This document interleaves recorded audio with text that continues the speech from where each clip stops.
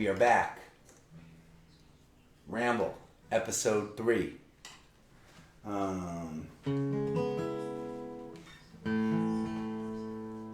And we got to fix our spelling mistakes. So there you go. Tight ship we're running. We just got to see our friends Nemus, who made a really fun video for us. We got to drink coffee. It's been an exciting hour. In about 12 minutes or so, we are going to be joined by my friend Jason Sobosinski, an awesome chef, an awesome fella, and we're going to attempt to cook some breakfast together. He is going to, I'm sure, cook some awesome breakfast, and I'm going to attempt to follow his lead. And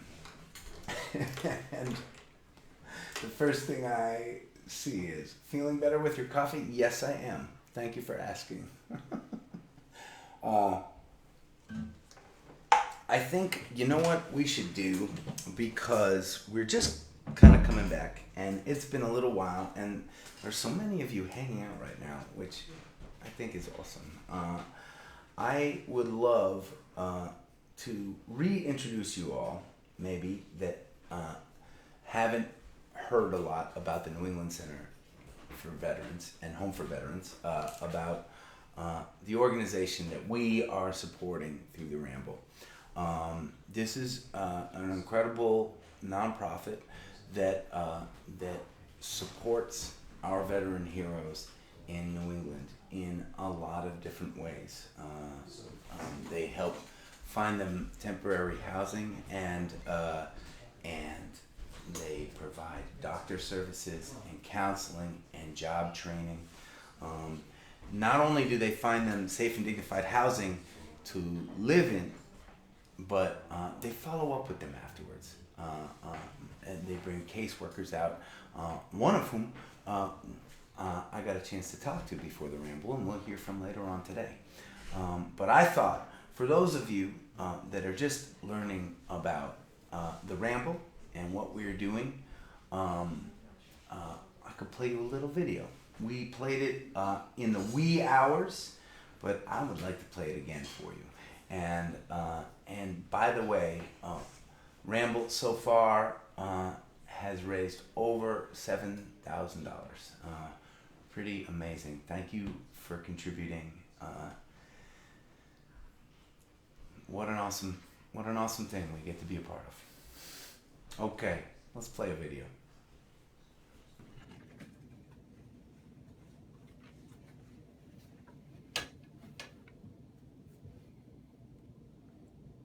Hello and warm wishes to all the Ramblers out there. I'm Andy McCauley, and I serve as the President and Chief Executive Officer of the New England Center and Home for Veterans here in Boston.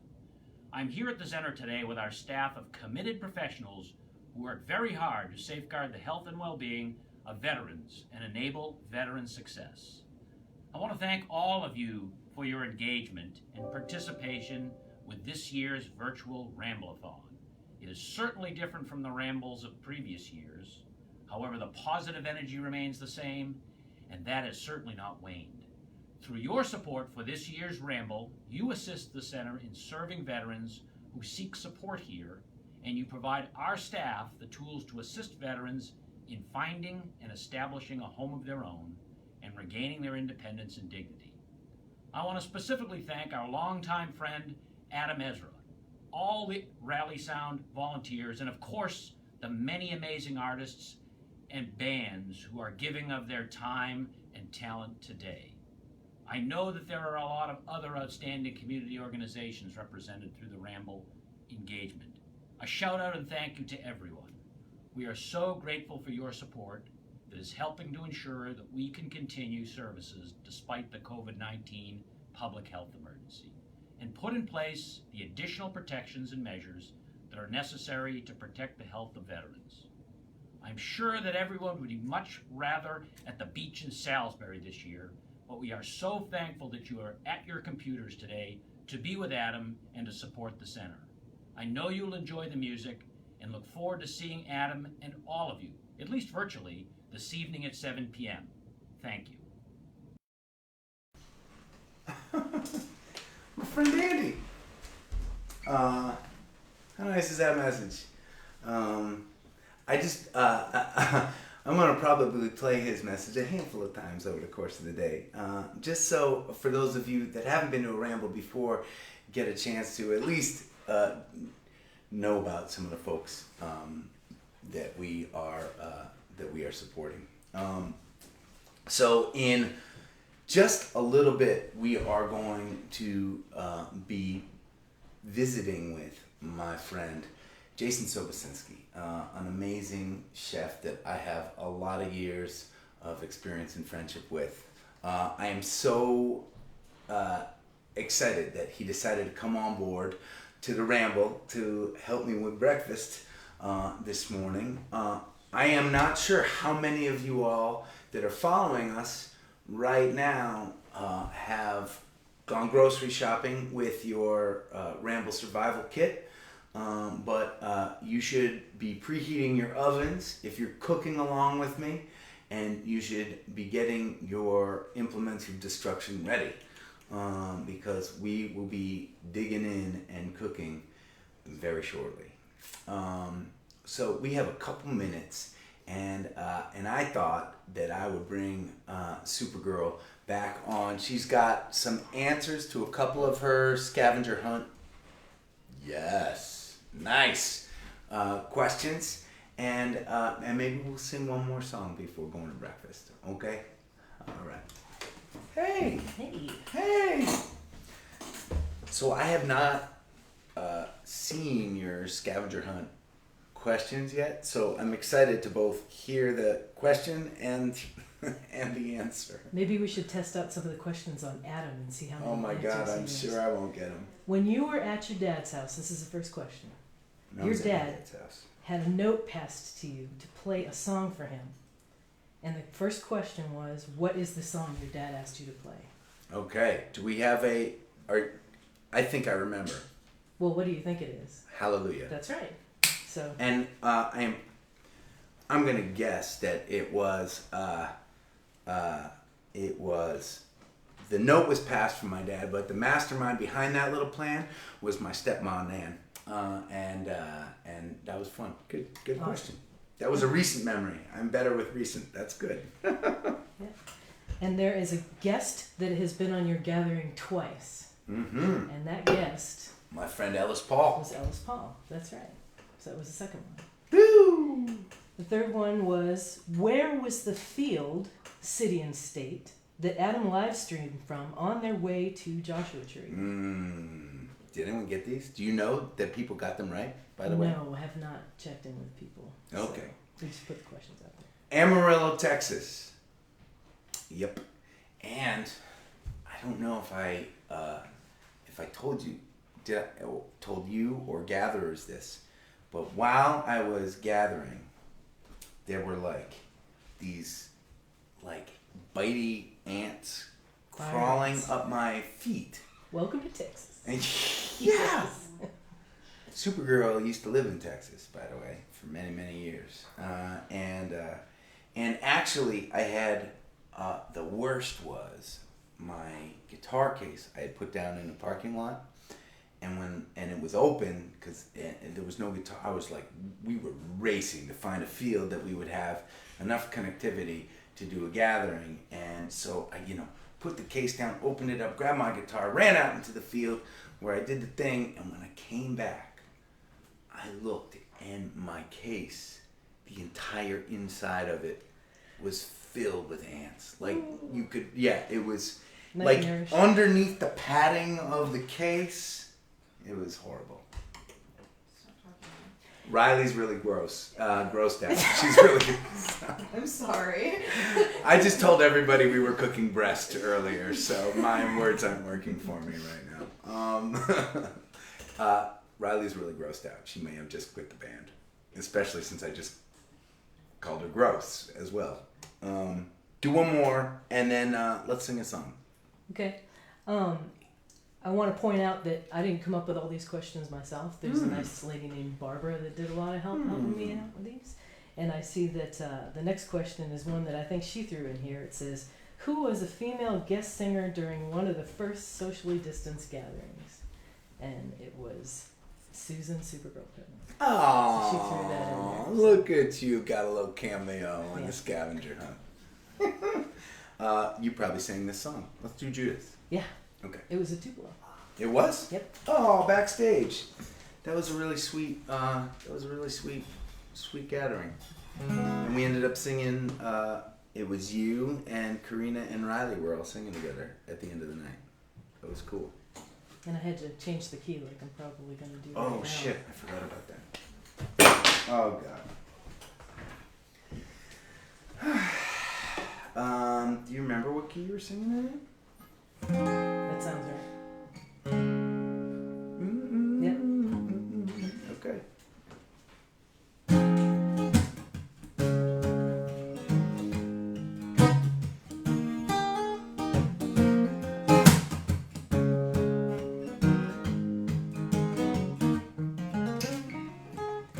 How did you get so big? Your hat must be too tight. Strutting around like a dog on a Friday night. If I was a surgeon, I'd cut you down to size, complete with a new pair of humble eyes. But you'll never see how it painted me.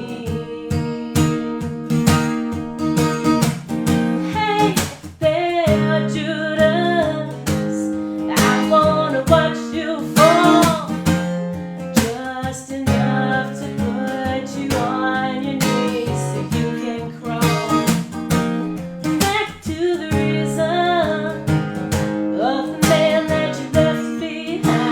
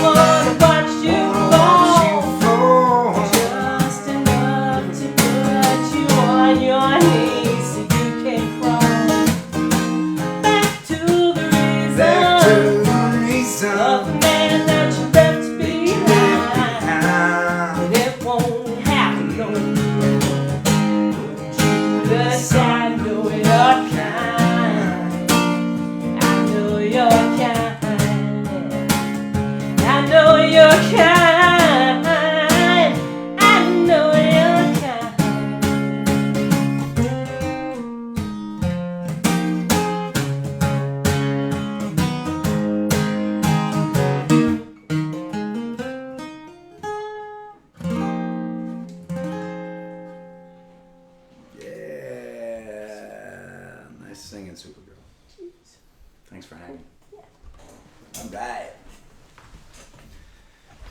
Whew. I'm getting close to ready for breakfast. So the last time we tried to cook, it was with Cersei. It was for our brownie late night snack, and it was not the smoothest cooking performance ever. So we're gonna see if I can improve on that a little bit. Let me see. I would like to call my friend Jason, and what I'm gonna do is I want to put his name up before I even give him a call. Okay? Yeah, don't you think? Yeah. Boom. All right, here comes Jason. And I'm going to put his little thing up, too. Look at this. And I'm going to put his thing. Riley's going to hate that I'm moving the thing. I know. But it's weird when I'm talking to somebody and the name is underneath me and not the person. You know what I'm saying? All right. Looking for Jason? Come on, where are you, pal? I know you're here. Because I called you. There you are. Oh, can I do that? But it's okay. Woo! You're actually another You. Yes, sir. What's up, brother? Now, here you come. There you go. What's up? Oh, it's the whole fam. Hi. Are you being shy? All right. What's up, buddy? Good to see you, man. Is that breakfast with the fam over there? They went to I don't know where they went. They went to Whitney Donut. Oh, okay. Okay then. Whatever. I am going to. So we tried to do this. We've tried to do this a couple times. We have not yet made the transition seamlessly, but we're going to try it again. I am going to move from this camera that I'm talking to you on to a camera that we have in the kitchen over there. All right. Okay. All right. Don't move. Oh, look it. You look good over there. All right. All right. I'm going.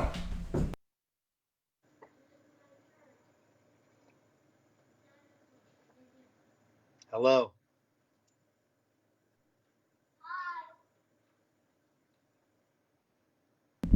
They're setting me up right now.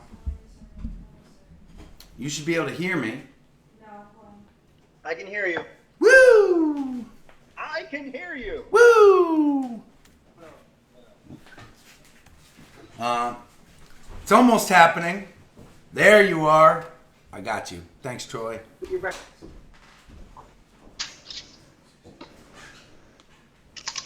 Okay. And you should be able to... Can you see me? I can see you. Can you see me? I can see you. I can see you, and I can see Well, then there's nobody now. She was there. Move over this way. Okay, and can you turn the volume up over there a little bit more? Awesome. What you eating? Tortilla. Oh, I have some of those. What kind you got? Well, let me see. I got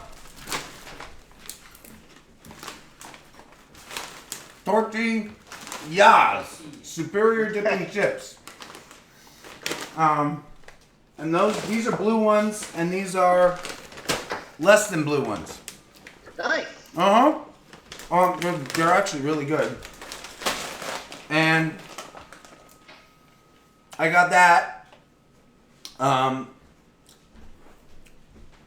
That we will save for after our breakfast cooking is happening. And I have ingredients here that that you wrote out for me to have.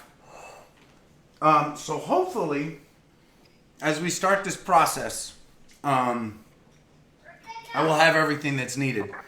But I will probably need your help walking me and the rest of the Ramblers who are cooking at home through this process. from the That's very right here. beginning. You ready? You tell me when you want to start. I'm ready to start. Oh, no, I don't want to start yet because I want to just tell our Ramblers a little bit about the history between you and I. Jason and I have been friends for 12, 15 years, something like that. Yeah. A really long time. My Allie worked at his restaurant in New Haven, Connecticut. It was a restaurant called Casius, and it was a cheese shop and bistro, and it was such good food. And you remember back in the day, I used to play in your place, like over in the corner. Turtle and I would go and play. We would play acoustic by the bathrooms while people were eating dinner. I don't think that was my place. Shut up. Shut up. No, I was telling Steve that I was doing this with you, and he was like, "Oh, Adam." He goes, "Do you remember Adam and Turtle used to play in the corner by the bathroom?" That was it, man.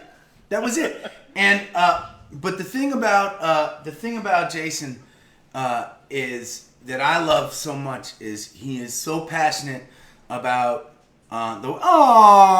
Kelly. Hi, sweet sister.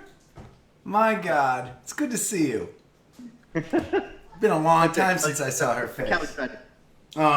One thing about Jason is his passion for food and cooking is contagious. In fact, when we would play by the bathrooms, that looks a little bit like my tray here. At the end, once the restaurant was closed at the end of the night, Jason would give me a cheese lesson, and he would put a cheese out, and I would try it, and he would say, "Okay, this is a cow cheese, and it's from this part of the world, and the reason it tastes like this is because these cows were eating acorns. Can you taste the acorns in this cheese?" Right? Like you knew, and the phrase at Casius was "every cheese has a story." And I loved that. That inspired me. And so every time I liked a cheese, Jason would write it down on a piece of paper, and he would stick it in the ceiling of the restaurant. We had a running list that was hidden in the ceiling of the restaurant. Now that restaurant you changed it to another name. What was once Casius is now, I forget the name of the restaurant. I'm sorry. Olmo. Say it again. Olmo. O-L-M-O. Yes. It stands for elm in Italian. Oh. Because New Haven's the Elm City, so it's everything has a story. Everything. Yes. And speaking of everything, what we do at Olmo is we do bagels. No way. We were voted New Haven's best bagel. So if you like bagels and you're in the Connecticut area and you like them the real deal bagel, yes, smear, box, and the whole thing, it's yes, really good. We of course have cheese because all my businesses have lots and lots and lots and lots and lots and lots of cheese. So, but and I forgot. I've talked about you to my gatherers before. Jason had a show on the Food Network called The Big Cheese, and cheese. and that was it. I wrote the theme song to that show. It was a super fun project that we got to be a part of for a little while, and it was an awesome show too. Can people watch that somewhere right now? I think you can. I think it's on the internet. The internet. Okay, it's called then. The Big Cheese, and it was on the Cooking Channel, which is the Food Network, and I don't know where to find it, but I will find out where to find it. But what you do is, the website is you go to Google, and then you type in The Big Cheese. The Big Cheese. You're doing great. You're great at this. It's early. We need breakfast. No, it's totally obvious that you've had your own TV show. You're really good at this. Hey, you also, and Jason, Ramblers, you should know this. Jason also, he has a cookbook out. Just one or more than one? Just one. Just one. He has a cookbook out. He also it started up a brewery called Black Hog. And what did you send me? A simple lager? Yeah, well, yeah, because we're gonna do a michelada. Yes. It's a delicious Mexican beer-based Bloody Mary. Yes. And so I sent you the Hog Lager, which our good mutual friend Max did the label for the Hog Lager. Yeah. The Hog. This is an artist named Max Toth that you Max should Toth. also look up on Google because he's awesome and a great friend.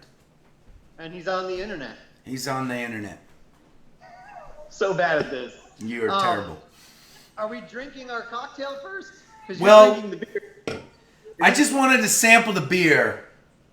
You have more than one, so. Do you realize this live stream started 8 hours and 15 minutes ago, and this is going to be my first taste. I've been waiting for you to break the seal on alcohol imbibement.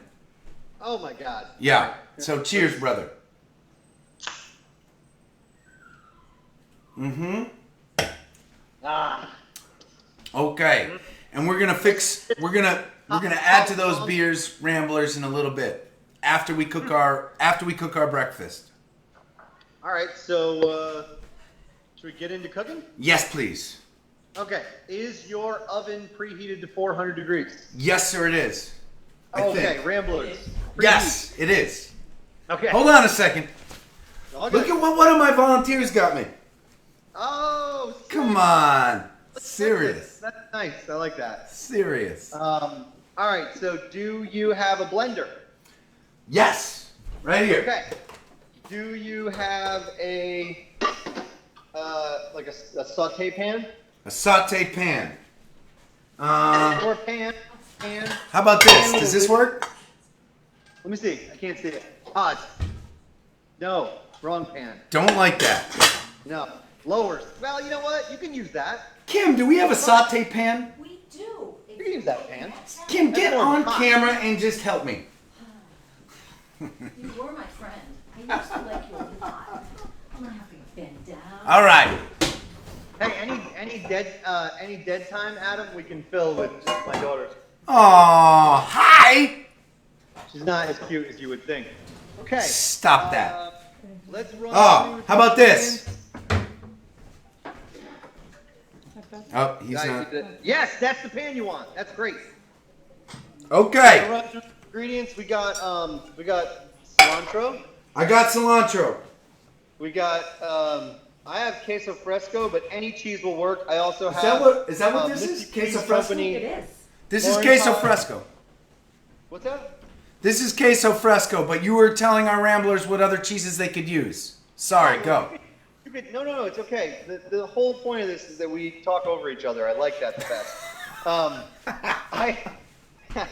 I'm using Mystic Cheese Company Finback and Laurentide, which are new cheeses that we make at the Mystic Cheese Company. You can check out the Mystic Cheese Company on our Instagram, the Love Mystic it. Cheese Company. We can make anything. Oh, your face is so dirty, dude. Yeah, I'll make you make chilaquiles. We got tomatoes. Some of these tomatoes are from my garden. I mentioned everybody should get large tomatoes, and then I only got small tomatoes. I got some bigger-ish ones. Some are from Massaro Farms. I got some serrano peppers from my garden, but I said jalapenos, so whatever you have for peppers works. Good. Salt, pepper, olive oil, tortilla chips. One chip. Garlic. Good. Those are stale. Excellent. Eggs, huevos, garlic. Garlic. Yep. And lime. And, Yes. We're gonna use the lime. Yeah, we're gonna use the lime. All right. So Good job, Ramble team. All right. The first thing that we want to do is to get our blender ready and throw our tomatoes in the blender. So Okay. I'm gonna put. Riley, if I'm over here, am I still on the Potato. camera? Yep. Oh, good. Do we have a cutting board? in the blender. I can't see you, Adam, but I'm sure they can. I'm coming back. No, that's a. Keep going. Yep. See? Ah. It's Okay. everything. I'm good then. So you're just chucking them all in there. Yeah, I'm gonna put my serranos in with the seeds because I like that. I'm gonna do that too. Smash it and No, take you the. can put that down. Well, Jason, did you say two tomatoes? Yeah. I mean, this is good for like 1.5 people or one hungry person that's been up all night playing music. Okay. That sounds right. 2 tomatoes is good. What we're doing right now is we're making a really nice sauce that we're essentially going to heat up and cook some eggs in and pour on top of nachos. That's like essentially chilaquiles. I'm gonna throw in, because I like it, I'm gonna throw in some whole cilantro with the stems and everything. Yes. And then I'm gonna put an aggressive amount of olive oil. Hey, can you show me how much cilantro that you put in? Yeah, can you see my screen? I can. I'm trying to figure that out. Okay. So I did probably like 6 or so full stems, Okay. 7.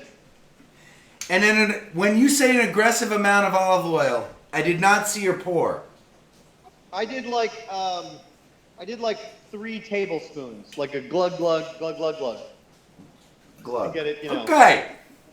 Perfect. And then, are we using the same olive oil? Are you using this olive oil? That'd be cool. Yeah, look at us, man. Hey, stop and shop, baby. Woo! You want to do the salt? All right, Emmy's gonna do the salt. We're gonna do like that times 3. It's a healthy pinch of salt.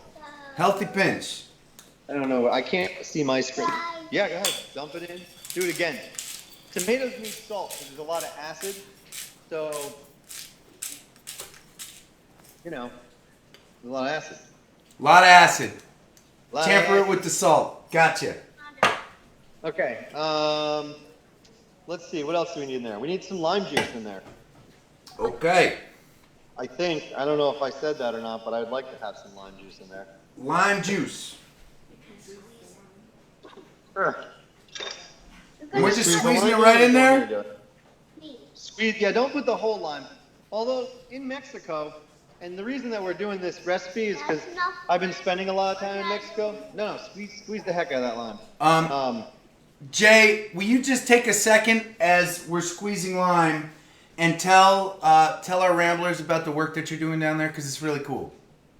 Yeah. I'm working with an organization down in Chiquila, Mexico, called Hands Offering Hope. And it's also findable on the Google, Hands Offering Hope. And it's an organization I got involved with, a couple other chefs. Went down there and we started a culinary school. And we've got these kids that are in there, anywhere from 16 all the way up to 20 plus that are learning culinary, everything from. Bro, you're gonna keep interrupting me. You're gonna blend it, but let me tell them about Mexico. We're helping them figure out if they want to be in a culinary job. We're getting them certified with like ServSafe, so they've got all kinds of good certificates. We're helping them with job placement. It's been a really fun endeavor. This year, unfortunately, I was not able to travel down there, but I have over the last 2 years, and it's just been so much fun. Pretty cool, man. This is a recipe that I learned down there from one of the kids. It's super simple, super straightforward. Are you ready to blend? Yeah, we don't have to worry about the garlic yet. Oh no, I put my garlic in. Damn it! I apologize. No, not your fault. I go fast sometimes. Garlic's in. So the only right. thing from our ingredient list that I haven't used yet are eggs and a cheese. right? And the tortilla. And the tortilla chips. Okay, good. We're gonna get to those once this salsa is made. Okay, I'm ready to turn this on. All right, it's gonna get loud. Here we go. Everyone, hold your ears. Oh god.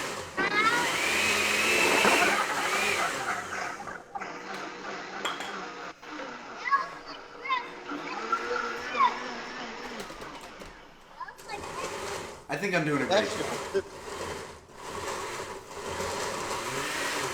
Come on, baby.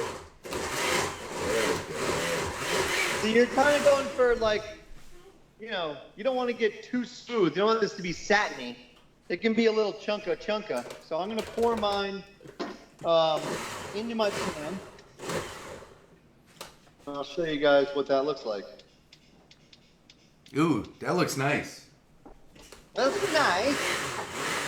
Oh, And you just poured it into a bowl? Into the pan.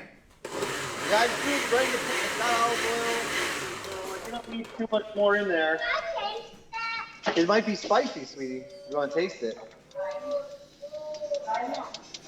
This is pretty, okay. On this, because I'm feeling all right about this, man. I'm gonna get this a little closer to the camera, so I don't know if you can even see that, and I can't really angle it without spilling it. So, fail. yeah, You kind of saw it?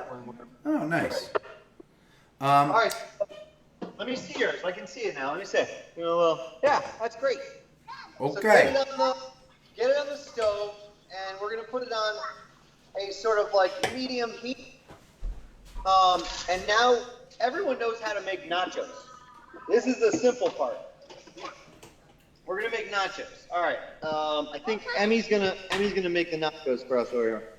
So I told everybody to line a baking sheet with parchment. You just sneezed in your hand, dude. That's gross. Wash your hands. But I didn't have any parchment paper, so I'm using tin foil. And so if you have tin foil, that's fine. I have parchment paper because my team is comprised of all-stars. What they do what their chef tells them to do. I'm just showing my sauce here, kind of doing a little bubbly, nothing crazy. We're not going to produce it, we just want to warm it. All right. Mine doesn't appear to be doing a whole lot yet, but we're getting there. So we're going to put some nachos. Yeah, you can do big. Big is good. All right, so do you want to do, yeah, let's grate, well, here, put a handful of this cheese. Yeah.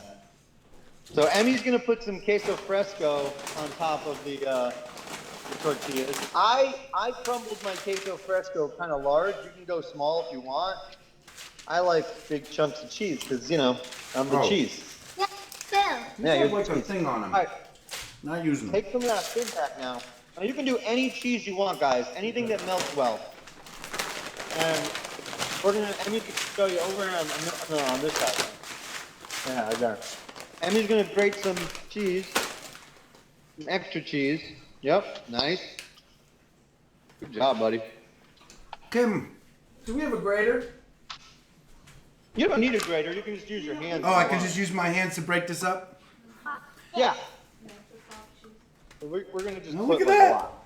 It's happening. You know. Queso fresco doesn't like melt. It gets like kind of like soft and browny, and I like Okay. that. This is not the nachos of the Midwest. This is more like we want the tortillas to get hot and crisp because we're actually going to be soaking them in the sauce. So Awesome. chilaquiles is, in my mind, a great sort of like drunk food because, not that I, you know, think you should be getting drunk, but because it's nachos that are soaked in sauce with eggs. It's good. Yeah, like that one. All right. So Okay. now you have your nacho cheese Ooh, action going on. that's I'm gonna good. That's put more- salty. All right. Yeah, salty's good. I'm putting some more cheese on because that's how we do. Okay. That's that one. I'm going to put my nachos Yep. in the oven. Bye, guys. All right, I'm doing it. And I'm going to check my sauce. No, you're going to crack the eggs in a minute, though. Your Hold on, sauce is really cooking down. Mine really hasn't started going yet. buddy. Okay. Taste it. Taste it. Whoa. How does it taste? Well, You know, does it hasn't flavor- really started heating up yet. And I'm not That's really okay, sure you what's know, going you know, on with this it's just- stove. You can put it on, if you want, you can put it on high just to get it going, but you don't have to. Yeah, I just changed it to high, so we're gonna hope for the best here. Gotcha. Again, we're not looking to like Woo! too crazy. We are going to be, now that we've got our nachos in, we are going to be cooking our eggs in this sauce. Oh yeah. Oh boy. It's gonna be so yummy when it's done. Yeah? So yummy when it's done. That makes sense to me. I know. I'm gonna help you make it. All right. You're speaking in language I understand, and I like it. I don't know. I'm trying to use my little tripod thing. I don't know if it's working. Nope. I have to turn this around. There we go. Okay. Trying to get a cool angle here, but not really. Tripod thing. My tripod. Damn, what if we did like this? Up here, point down. How's everyone's doing? Are like people can't comment and stuff, right? We don't know like You know what? Here's the challenge with our setup right now. We probably have a ton of people commenting, mostly probably making fun of me at this point. But I can't see their comments because I'm in the kitchen and the computer with all the comments are on the other side. How are people doing, Riley? Are you looking at their comments? Yeah, good. They said the sauce looks delicious and that some Mexican chocolate chip cookies would be great after that. Ooh, Interesting. I would like that. All right, talk to me about your sauce. Is it doing a little boobly boobly? Not really yet, but it's getting high. I put it on high, and I think I might have made more than you made, so maybe it's taking a little while longer to cook down. That's okay. Okay. That's good. Dude, let me ask you this. Let me ask you a personal question. Is that an electric stove? Yes.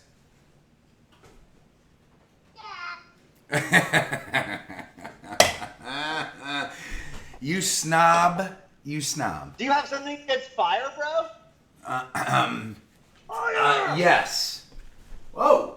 Hey, it's starting to get bubbly, man. All right, well, that's a good thing. Do you have your eggs? I do have some eggs. There's still a lot. I feel like it still probably could use some cooking down. What's the consistency supposed to be like before I add the eggs? Like, imagine you'd taken some tomatoes, olive oil, peppers, put them in a blender. Okay, I'm with you. That's what it should be like. Okay. No, it should be. Ha ha ha. Here, let me see. Can you see? Wait, I'm gonna come up to the screen and just look at. All the gatherers have bubbly sauce right now. Riley, Sorry. stop making me feel bad. Right, Jay, while I'm a few steps maybe not cooked down enough, oh, it's really starting to cook now. Riley says the Ramblers are killing it in their kitchens. We're receiving positive reports. Well, I can't play the guitar, so there you go. Have a good girl. We do have a guitar. Maybe we can just have Adam teach you how to play guitar someday. Oh, anytime, sister. That would be cool. Yeah. All right. So Okay, I think I'm like kind of ready to add the eggs soon, but I want to watch how you do it. All right. So I'm gonna put mine now on high because I want my eggs to cook. Okay. Me too. Eggs. You want the eggs to cook? Okay. Yeah, because I like eggs. Yeah, we like eggs. All right, so I'm gonna crack the eggs. And then I'm gonna put them in. There's one. I'm gonna put You want to put it in? It's hot though. You want to do it? eggs in. All right, go ahead. Crack it right in there. Yep. Yep. Now over the pan. Yep. All right. Okay, she's definitely got better technique than me. She is quite good at egg cooking and egg eating. Okay. So now I'm gonna put The pan on. I'm gonna put a lid over it, like You have a so. lid? And So that now way. you can't really see. Well, we can't see, but here, we'll show people. Maybe this. The eggs are That'll be done. good enough. But I like to cook it with the lid on so that the top of the eggs steams a bit. And now we're Okay. gonna, because I don't want to burn. You gotta move, buddy. I don't want to burn our nachos. Yeah. I'm gonna take a look, and I'm gonna check on our nachos. Probably pull them out. Show you what mine look like. Okay, let me put this down and. Yeah, and that's why we make whatever. Thanks, Robin. If- That was Robin, by the way. If your nachos don't look like this, that's okay. You just ruined the whole dish. Kidding. Okay. I know there's a lot of things going on here, Adam. I actually am not sure there are a lot of things going on, Jay. I think this is a relatively easy recipe that you planned out. I just feel like there are a lot of things going on for me. Can you check your nachos for me? Yes. Yeah.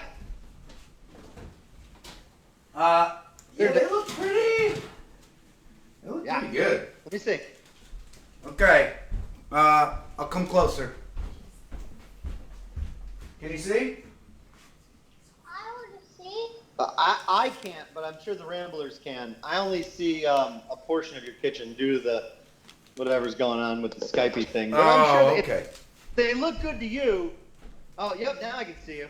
Oh, okay. So I was just not doing it right. Here. Oh, you have a lot of nachos. I'm going to show you my hand here to show you how many I have. But this is good. So we're getting ready to plate here. Oh. Check your eggs. Okay. I know. I am telling you, there's a lot going on here. There really. I feel like there's not. So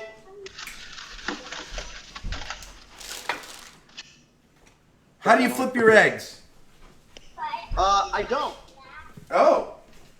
I have a Ooh. lid on my pot and I let them steam. Oh, these are looking That's what my really. eggs look like. These are looking like eggs. I just want you to know How do that. mine look?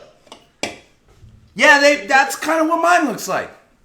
Good. Now, how do you like your yolk? Mine are done for me. Good. I like my yolk relatively runny. Mine are done for me then too. All right. So you want a bowl for this. What you want to do is you want to take your nachos and put them in a bowl, which is kind of a weird thing because normally nachos don't go in a bowl. Okay. No, Emerson. I got a bowl. I can still see it. I can't, buddy. Come on. Yeah. Okay. So nachos in a bowl. Nachos in a bowl. We're gonna take our saucy sauce, our eggy saucy sauce. Yes. Okay, so we want to just do like this. Put one egg on. Put another. All I egg see is on. your thumb. Okay, hold on. I'm fixing that. Oh, Whoa. there we go.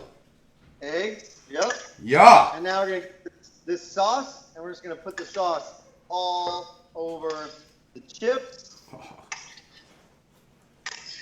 And that is called saucy whatever. It's called the chilaquiles. It's called the chilaquiles. Okay.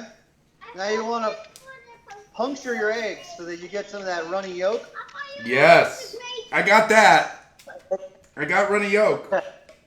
All right, now I like to do some extra cilantro. This looks awesome.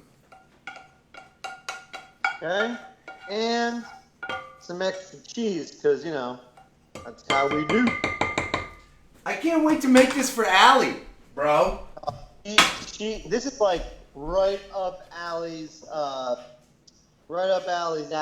You should tell the Ramblers about the burnout you guys did. Oh, the hot dinner. The hot dinner. Yes, we put together an awesome dinner. Basically going from jalapenos all the way up to Carolina Reapers, and murdered ourselves in heat. It was extremely spicy. Ems, can you get me a fork? I want to show people how you're supposed to eat this because I'm hungry.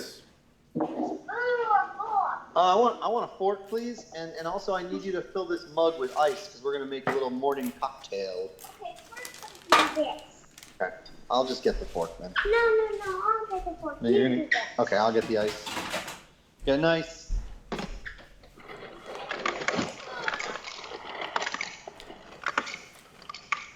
Not bad. How's it look? I'm not using this fork, okay?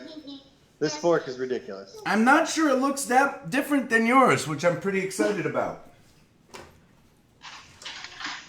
There's different variations of chilaquiles in that you can. I'm also going to just squeeze some fresh lime juice on mine because that's something I personally really enjoy. Yes. And I'm also going to hit mine with a little bit of hot sauce. Ooh. Hot sauce of choice at the moment is Valentina Extra Hot. Ooh. There's great value here if you're looking for just a colossal bottle of hot sauce. Valentina. Valentina. This bad boy can go like, I think it's like $4. Whoa. Insane. Okay. So real quick. So I put 2 of those peppers in my sauce, and when I tried it on the stove, it was pretty hot. It was pretty smoldery. Uh-huh. All right. Are you supposed to eat the ice or Oh man, that's good. So here's what you want to do. Yep. Get your chippage. You want to get a little everything, you know? Yep. Chip. There we go. Right? Okay. Yeah. With the fork. Mm-hmm. Oh.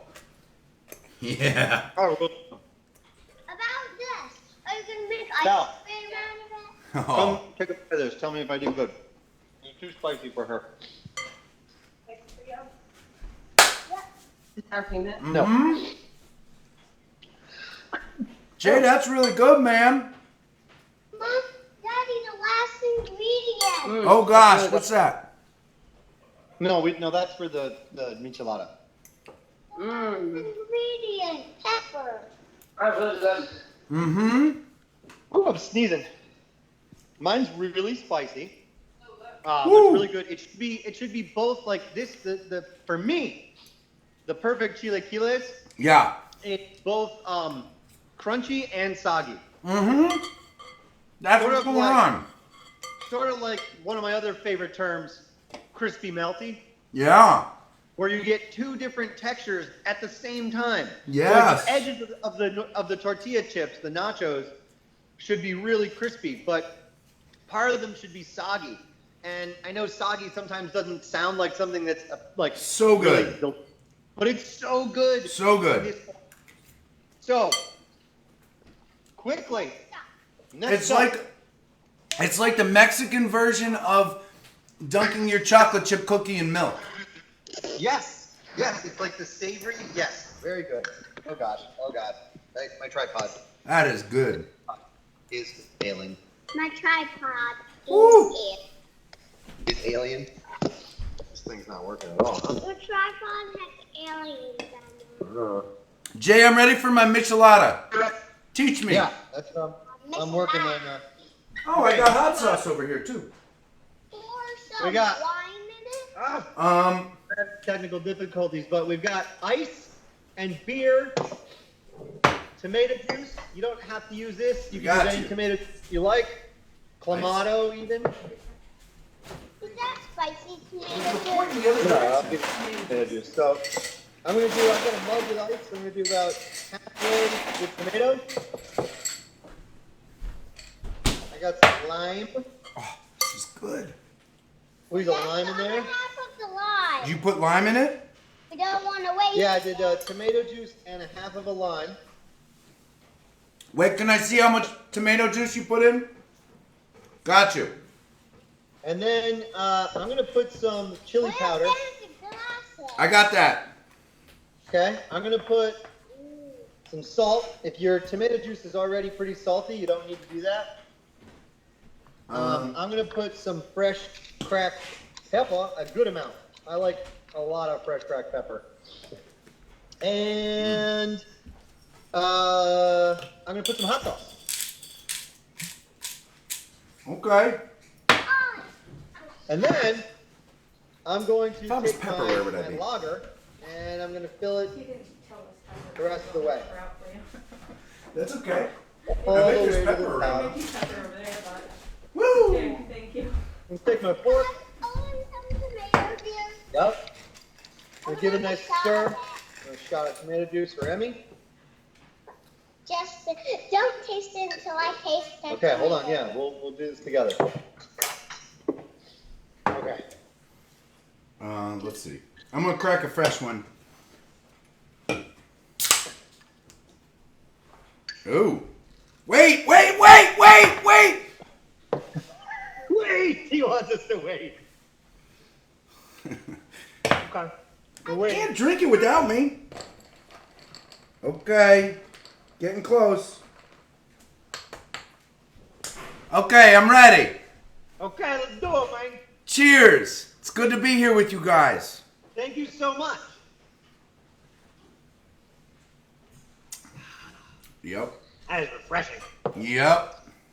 That'll wake Maybe you a little up. more lime juice, but it's basically Maybe everything. a little drop of ice. A little drop of ice. Everything you love about a Bloody Mary, but you know you can have two of them because there's no vodka, There you go. and you should have it spicy. And then then you got your micheladas, and you got your chilaquiles, and you're just having a great little breakfast. So This is an awesome breakfast. Exactly what I needed after 8 hours of nonstop live streaming. Thank you, brother. so when do you start playing again? Right now, as soon as we hang up. Actually, I don't know. I got to look at our schedule. What we have coming up next. But it's pretty fast and furious until midnight. What do we got next, Robin? Coming up next, we're going to have a yoga session. Oh, we got yoga next. This is perfect pre-yoga breakfast, Ramblers. I'm glad I didn't do anything with beans. Yeah. That was implied. Thank you. Jason, Yoga. we're gonna be posting a bunch of information about you so that our Ramblers can follow up with you in the future. I know that you're doing a ton of stuff. You're very active in the New Haven area, but I also know that that you are all over their webs. Is there anything in particular you're excited about? I know you always have a million projects that you'd like to tell our Ramblers about before I get back to work this morning. Yeah.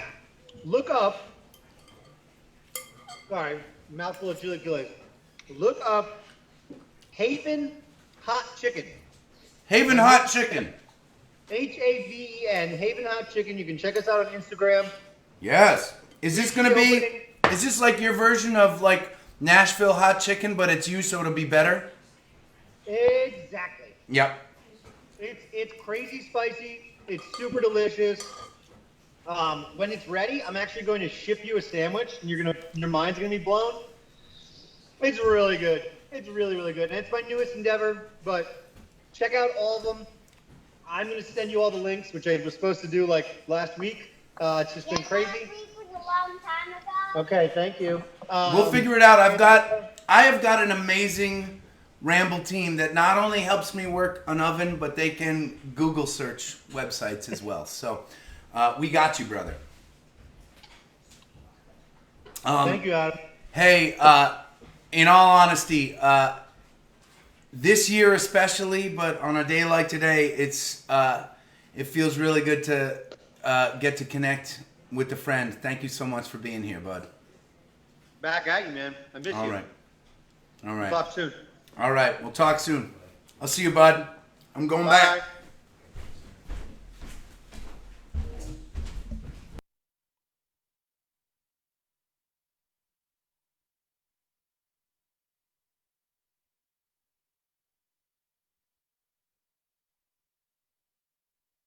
Hi. Oh my gosh. That was fun. I did not, I wasn't sure that that was actually going to work. Yeah. It's pretty good. It was pretty good.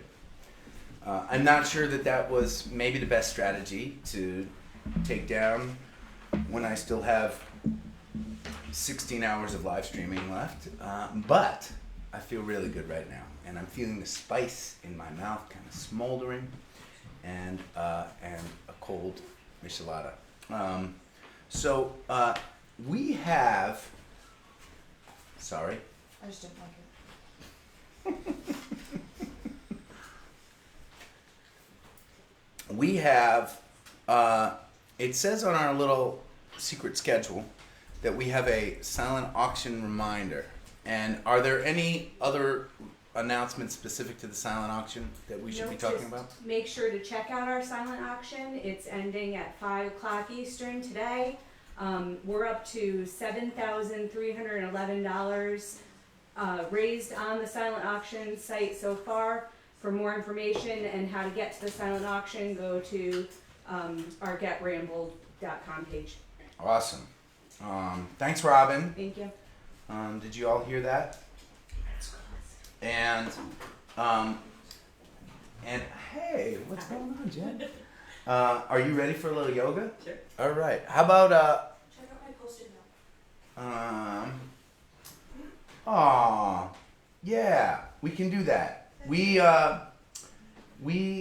played this video in the middle of the night, and I had said as we were playing the video that I wanted to play it again. This is a really cool organization called Luke's Lights, and let me see if I've got it called up and ready.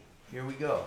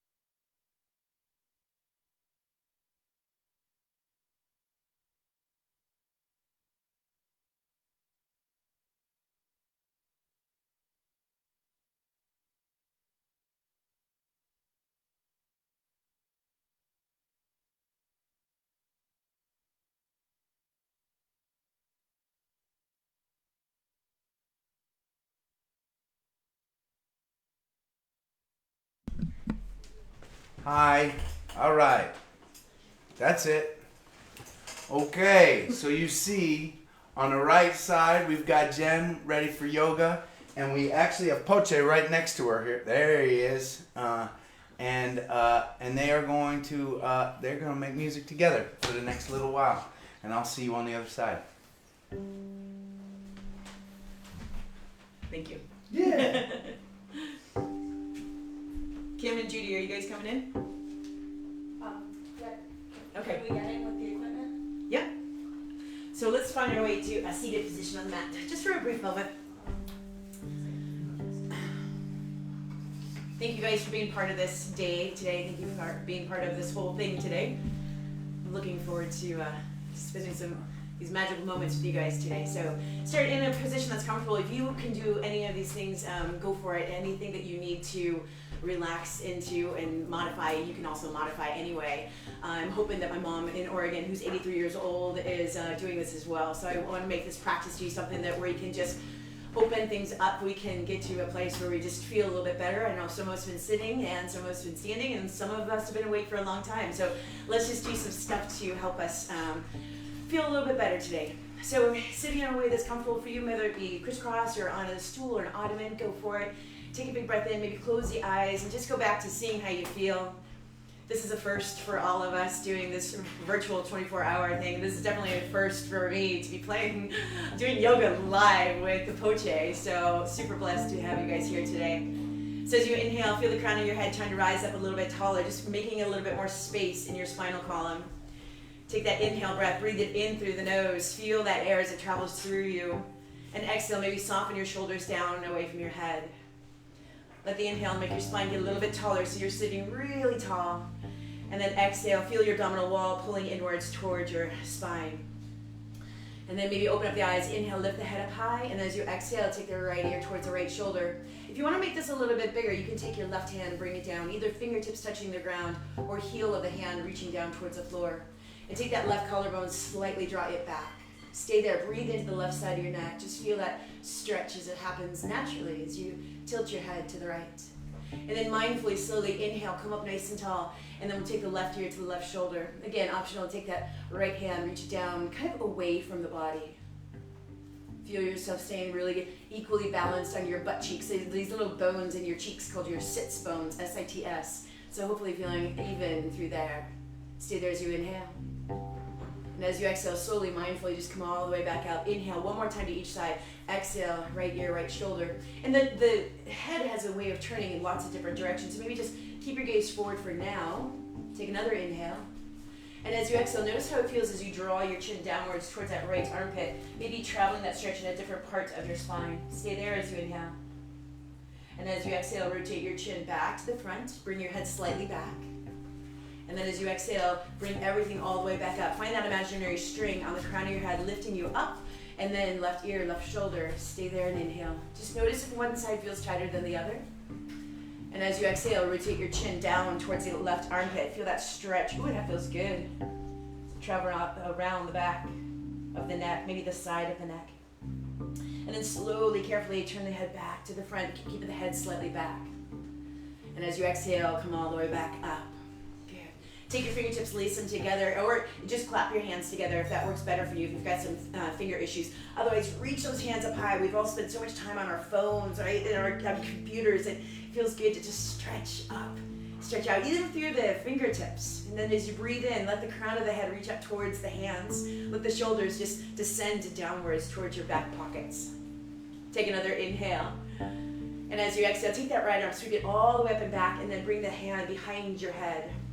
You can keep your head the way it's at, or if it's okay with your shoulder and everything, pull that head back into the arm a little bit. Stay tall as you inhale.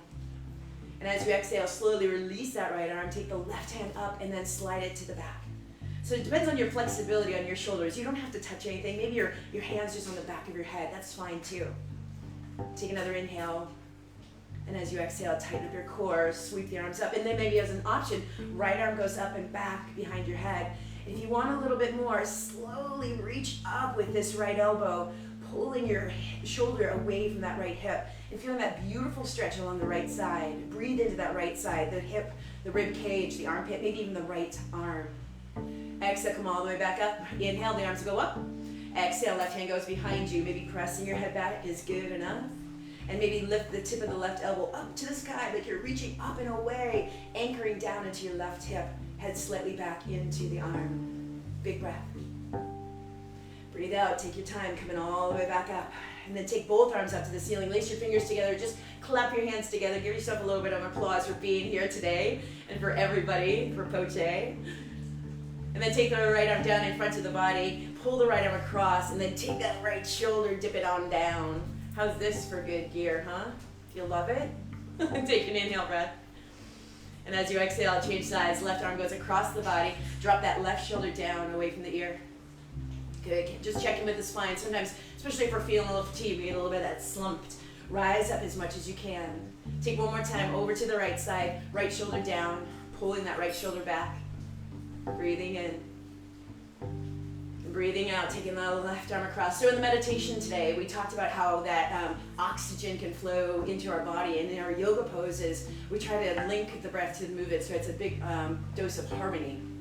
Take the hands out in front of you. And again, if you're sitting on an ottoman, maybe just slightly rolling yourself back or just hugging the abdominals in, taking your pelvis, which is this bowl shape back here, just kind of rounding it back, bringing your ribs down, bringing your chin down, and just kind of folding in half. I'm just going to turn to the side so you can see what I'm talking about. And then as you inhale, you rise up into that nice straight back position. And you open up the collarbones. I'm looking at Poche. And you bring your chin away from your chest, and you're arching this middle part of your back, lifting your heart to what's comfortable.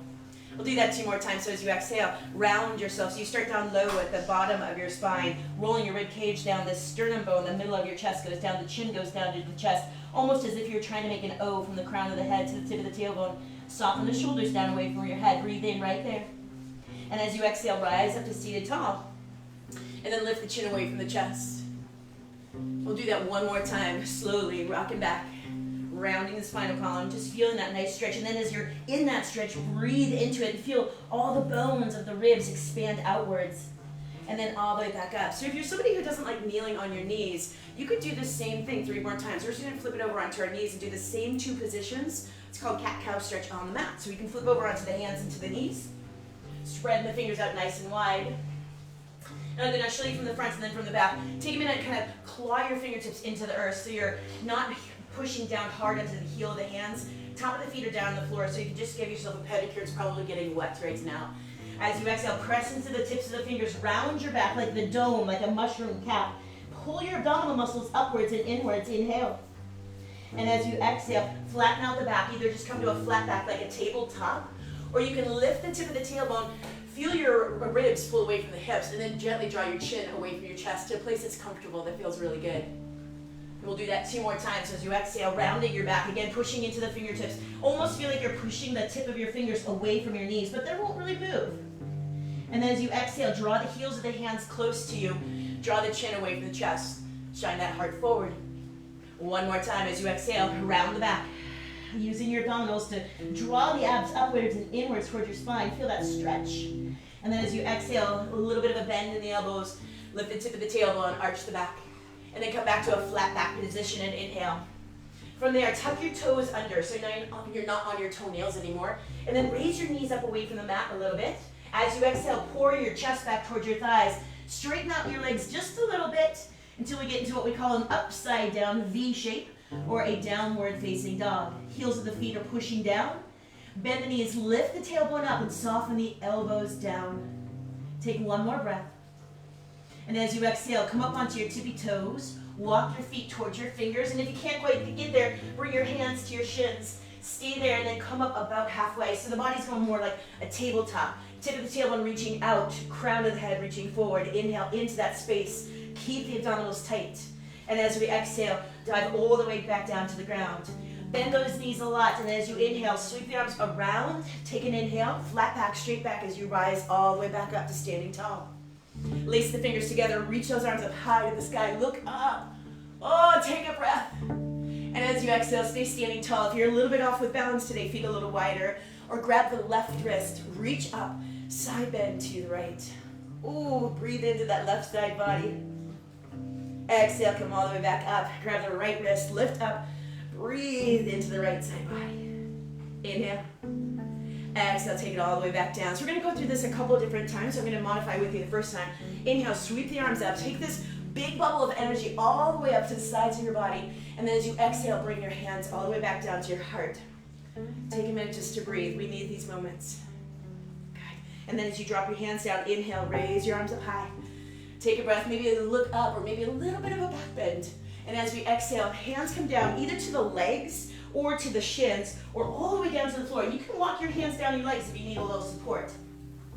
And then as you inhale, hands to shins, come up about halfway, engage your core, pull your belly button into the spine. Exhale, take it all the way back down. Stay down on the ground. This time, keep your right foot in front. Take your left foot, step it back. And you can stay down here into this nice low lunge. Be careful that we don't just collapse into the lunge, right? Still feel the energy traveling forward from the crown of your head and backwards from the hip. Your option is to take that back knee down to the floor. If that doesn't feel good to have your knee on the hardwood, you can put a little pillow or just fold up a towel or whatever you have. And then you can stay here, put the top of the foot down, and as you inhale, rise up with either the right hand on the leg or both hands reaching up. Engage your core muscles, right? You're pulling the belly button in, and maybe that left butt cheek kind of squeezes so you get this big stretch along the front of the left hip. If you're okay with balance, stay here. If you want a little bit of a challenge, grab that left wrist and reach up and side bend to the right. And oh, it just got real good in here, didn't it? Breathe into it. Exhale, come all the way back up. We're gonna bring the hands down. So engage your core first. We move from the belly as you come all the way back down. This right foot's gonna step back into that downward facing dog. So go up into that upside down V. Pushing into the fingertips. Take an inhale.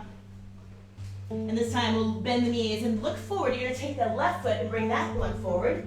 And then take the knee, sink it down so back knee goes down to the mat. How are we doing, girls? Top of the foot goes down. You can stay here. You can take a little bit of weight off of that back knee by pushing the back foot down into the ground. Left hand can stay in the knee and the right hand could come up, your option, your choice, or both hands could come up. Squeezing your abdominals in, tighten up the right cheek and then maybe grab the right wrist, side bend. Be careful. Hold it as you inhale. Good, and then come all the way back out. Bring the hands down to the mat. We're gonna tuck the toes under on the back foot. Take that back knee off the ground. Step the front foot to the back.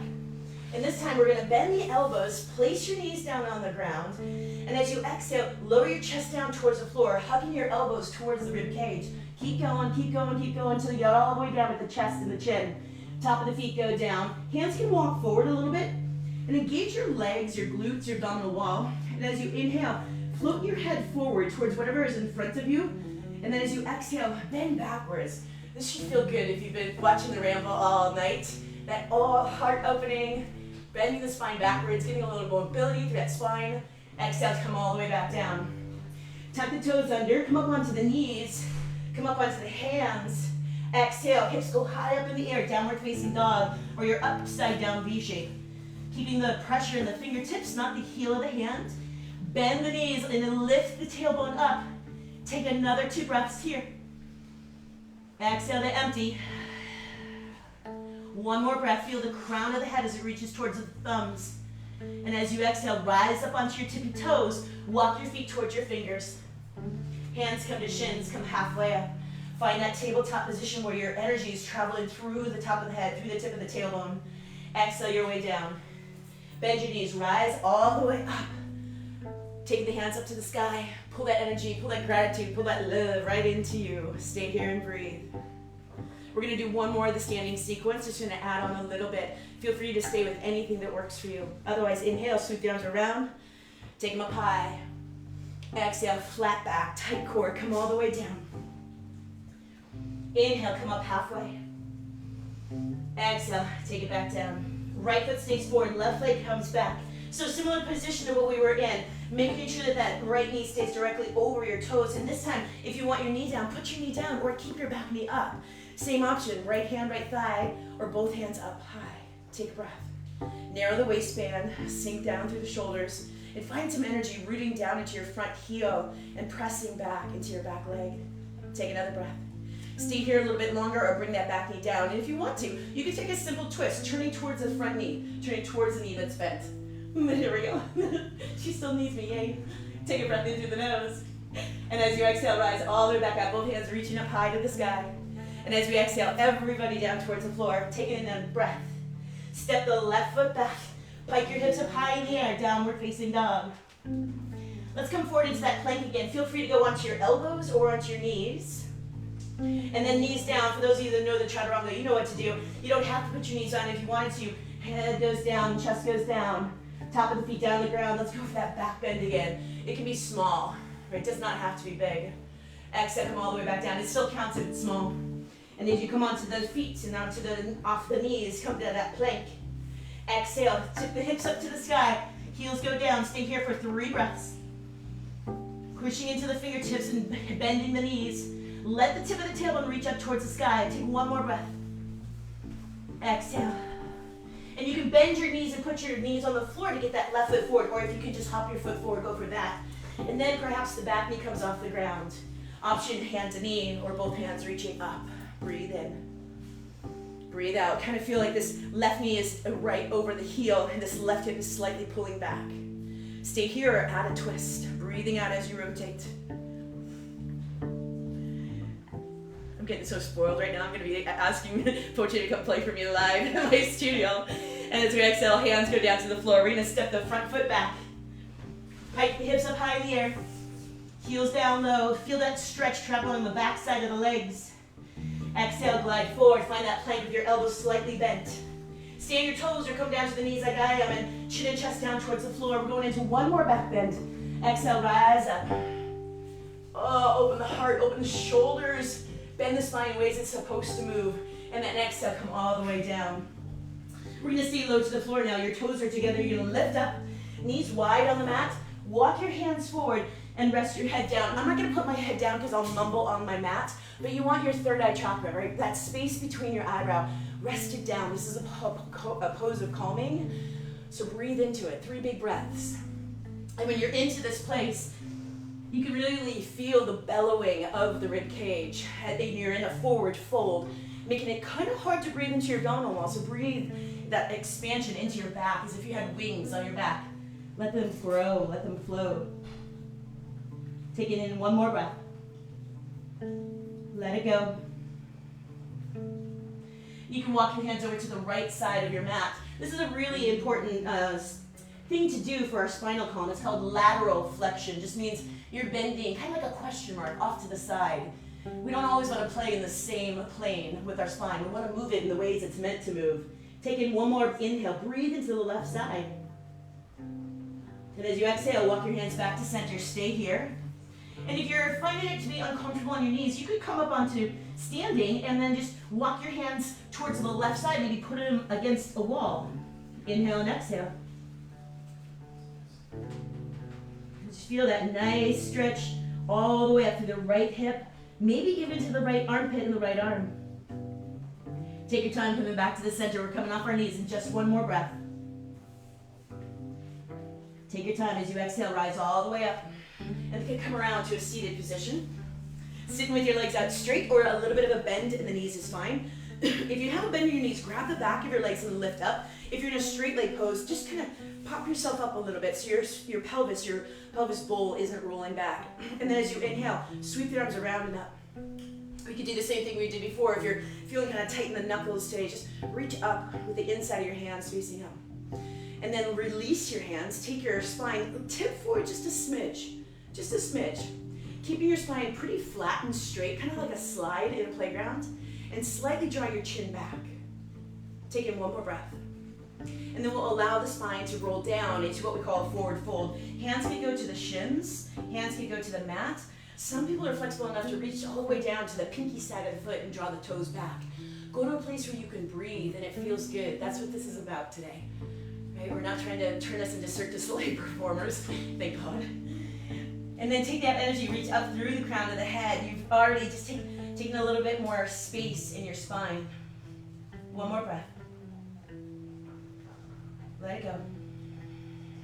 As you tighten up the core, walk your hands back. Use your core to come out of the pose.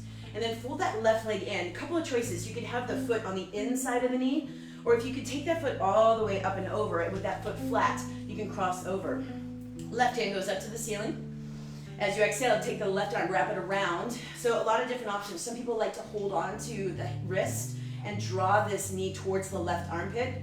Some people like the fingers behind them and prop yourself up. And then turn, look back over that right shoulder. And then keep your twist. Gently turn your chin back to the front.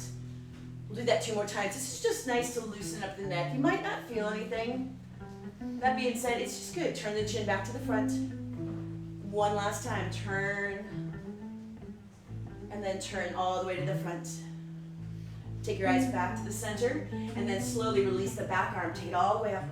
Take your time as you take this foot all the way up and out. Sometimes you need to help it get there. Slide the right leg long, fold the left leg in. Again, option 1 or option 2. As long as this foot can go flat, it's okay to go over there. Wrap the right hand around, and then maybe this left hand grabs or presses behind you. Prop that spine up a little bit taller. Breathe in, look to the back. Breathe out, look to the front. And again, turn your head to the back. Turn your head to the front. One more time. So all of these are just different poses where we can release tension and stress in the body. And as you inhale, back hand comes up. And as you exhale, come around. Let's fold the feet together. Soles of the feet together. They could be pretty far away from you, or if you're flexible enough to bring the heels quite close, to bring them on in.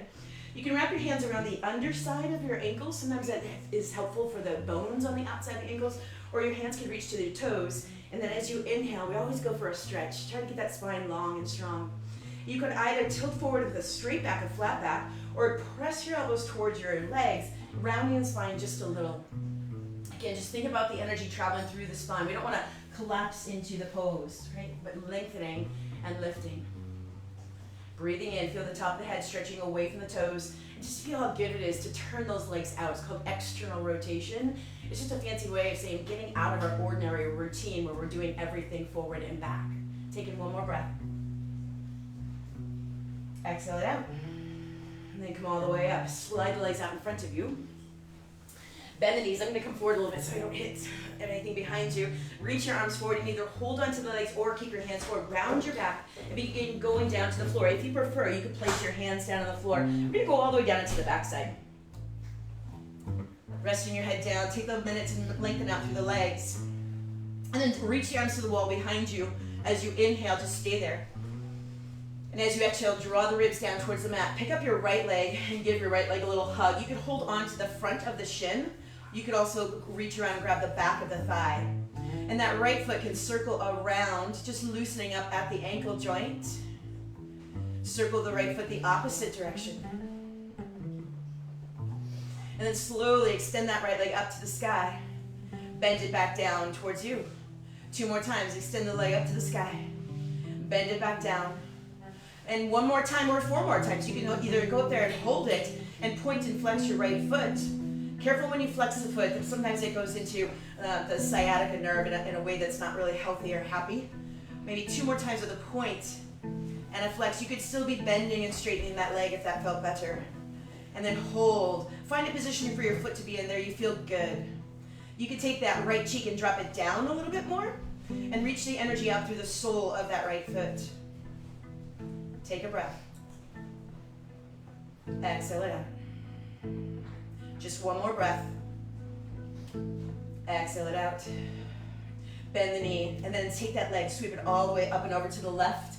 Left arm can go out to a low V, or out like an airplane wing straight out to the side, and you can turn your gaze towards the right. So feeling a little stretch on the right side of the hip, and maybe taking that right hip, move it slightly away from your rib cage so you feel that space increase and you breathe into that space along the right side. Take in 1 more breath. And as you exhale, slowly turn your head back to the ceiling. You can help the right leg come up, give it a hug, give it a squeeze, thank it for being so good to you. And then exhale, that leg goes all the way down. Second side, left leg comes up. Grab a hold to the back of the leg or the front of the shin and circle. Find your breath. Circle the opposite way. And then hold on to the back of the leg, and as you inhale, reach the leg up high. Take it on the way back down. Find your breath, breathe in. So this is great if you've been doing a lot of seated positions through the day. This is a great way to release those muscles in the back side of the leg. And 1 more time, we'll go up and hold it up there if that felt good. Keep going with a bend and a straighten. Don't go for that. Take your left foot pointed up towards the sky. Flex your foot. Feel how it stretches differently when you move your foot around. Who would have thunk that the ankle has such a relationship to the rest of the leg? It does. And then 1 more time, point it. And then find a position for that left foot so that you feel a stretch. For some of you, it'll be flexed. For some of you, it'll be relaxed. And then take the left leg down towards the ground. Bend the knee, take the leg all the way over to the right. And then look over the left shoulder. Turn the palm towards the ceiling. Feel that stretch going all the way up through the left side of your back, the left side of your rib cage. See if you can breathe into the left side of your collarbone and the shoulder. Take in one more breath. Let it go. Gently turn your gaze back to the ceiling. Hold on to the leg as you bring it back home. And then take your legs both down to the floor. Stay there, take your palms to the ceiling, and just breathe in. We're going to do a couple more stretches. Breathe it out. Walk the feet towards the seat. For some of you, you might be able to bring your feet in so close that you can kind of touch your heels with your fingertips, or you could be a little bit further away. Start to push your feet down into the ground, and as you exhale, start to roll your hips up or lift your hips up into what we call a little bridge. Trying to push up through the bottom of the tush and just flatten out the front of the thighs. And for those of you who have done yoga before, you know you can wrap your hands around underneath you and kind of move your shoulders around, or you could just keep it simple. Press your hands down to the ground. Relax the back of your neck, relax your shoulders. Breathe in. And as you breathe out, roll down as if you're bending your spine one bone at a time and just articulating down bone by bone by bone. Release that all the way down to neutral. Either stay there and breathe, or let's do it one more time. So we exhale, we roll our way back up. So we have muscles in the front of our legs too, and they get affected when we're seated or when we're playing music or dancing around. So we open up the front of the hips. We did some opening in the back of the hips and the sides of the hips and the inner part of the hips. Inhale. And as you exhale, take your way down. Let's leave your left foot planted on the ground. Keep that right leg up in the air. Flex your foot. And then cross your ankle over your thigh. Your right hand can go to the leg and just push the knee open to a degree that feels like your happy place. It feels good. And you stay here and inhale. So this feels really good. Stay with this or come back to this. A second option is to lift both legs away from the floor. Left foot flex, right foot flex. Hands wrap around either the back of the left leg or the front of the left shin. Sometimes that's a little bit too much on people's knees, so hold on to it. And then all I ask is you breathe. 3 breaths in. Exhale it out. And if you want to make the stretch a little bit more intense, you can take the tailbone that's curled up to the ceiling and just arch it down a little bit. Nobody will see you moving. It's just a sensation of like, ooh, I just woke some stuff up in there. Keep the shape the same, so figure 4 stays the same. Lower your left foot down to the floor. Take the arms up to the ceiling, and as you exhale, open them out like you're blossoming out like a big rose. And take both legs up and over to the left side. Maybe the foot goes down and that's enough, or maybe you fold the inner part of the right knee down towards the ground. Eyes can stay up in the sky or turn your chin away, looking away from the knees, so eyes looking over the right hand. Take one more breath. Exhale, turn your chin back to the ceiling, tighten up your core, using your dumbbells to roll your legs back to the way they were. Ooh, that feels good. Set that foot down, and then as you take that left leg up to the ceiling, flex your foot, that's important, and take the left foot on top of the right thigh. Left hand pushes the knee open gently, lovingly, kindly, right? Breathing in. So again, we're back to that weird rotation in the hip joints called external rotation. We're supposed to be able to move this way. We just don't throughout our life. We would be kind of funky. It'd be like walking like a duck all day, or like Charlie Chaplin, right? We just don't do that. We walk and we do things in this forward plane. So sometimes things get stuck and tight in there. Again, come back to this or stay with this, and then take that other leg up, wrap the hands around, grab the back of the leg or the front of the shin. Breathing in, breathing out. And again, you can stay just the way you are. If you're in a happy place, why bother moving, right? If you're good, stay here. You can also take the tip of the tailbone and pull it down towards the ground. And take in one more breath. When you're ready, lower the leg down towards the floor, and then take both legs, bring them all the way over to the right. We're almost there, you guys. We're promising you a short practice today, just so we can move things around. There's muscles. We talk quite a bit about muscles and bones and joints, but there's also like little invisible things in our body, like the breath work that goes into it. We can't really see it. Breathe in and out 2 more times. There's also some good energy that flows through our body as we go through all these poses, all these moves. Take in one more breath, please. And exhale, slowly turn your gaze back to the ceiling again. Tighten up your core, and as you exhale, roll yourself back up. Slide the legs long down your mat, and then just lay down flat. This is called the Shavasana pose, which is a pose of relaxation. Your feet can be, my feet are very close together right now because I don't want to kick Poche.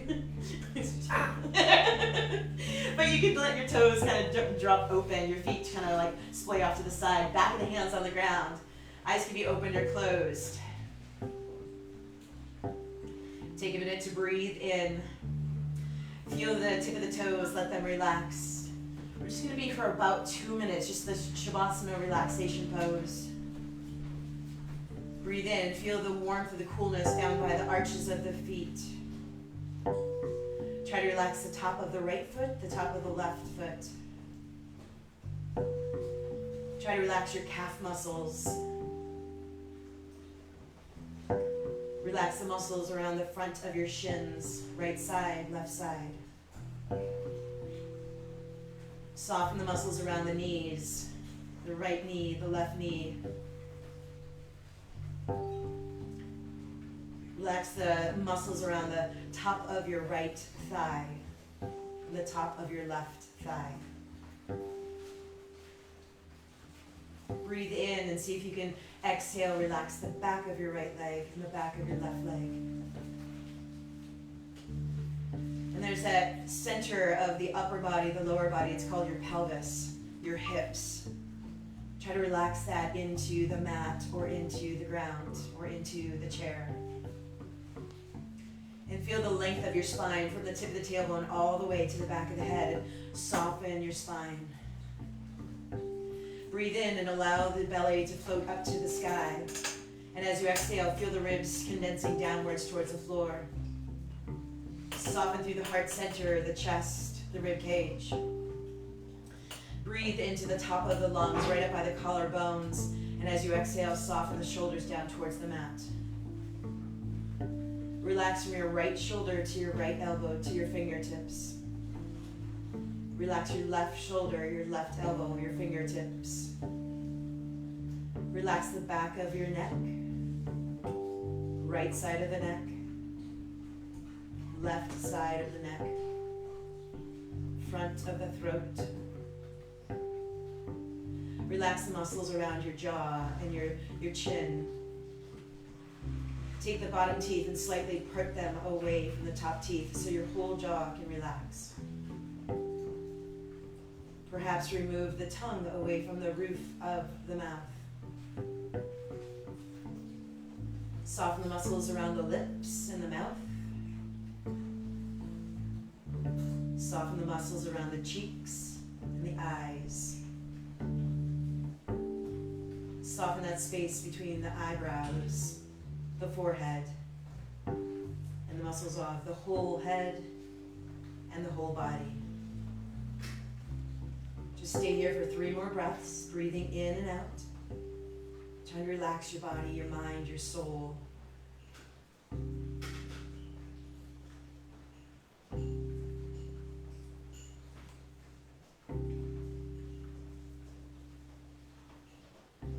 And on your next inhale, start to bend your knees, walk your feet towards your seat.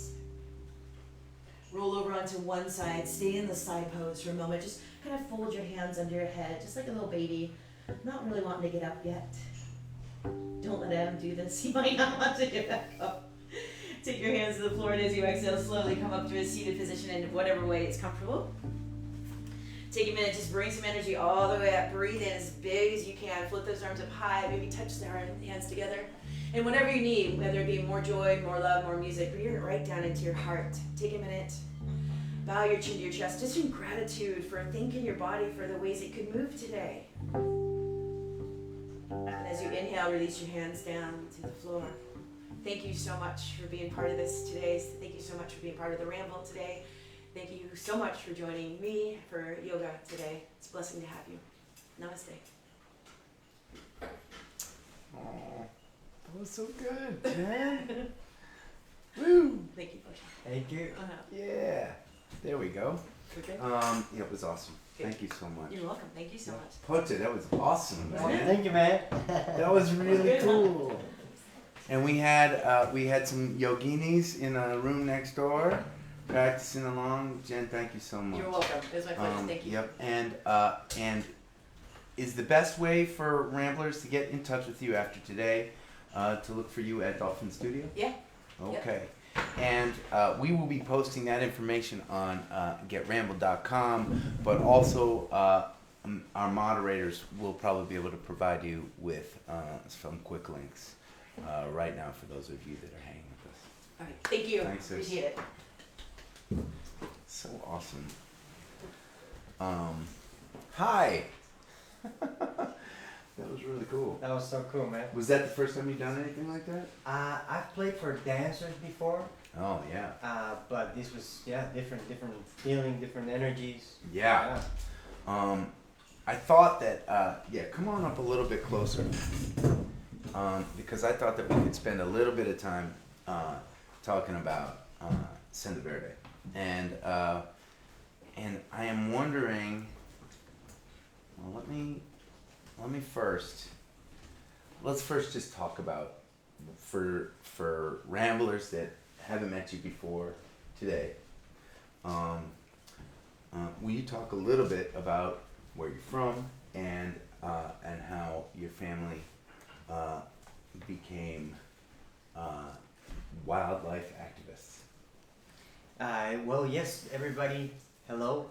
My name is Poche, and I am from Bolivia. Bolivia is a country in South America, north of Argentina, west of Brazil, and my family is from there. My parents live there, and my mom, in the late 90s, early 2000s, she was one of those workaholics in the city, and she needed to get healthier. The problem she was having at the time, and her husband Marcelo helped her moving into the jungle.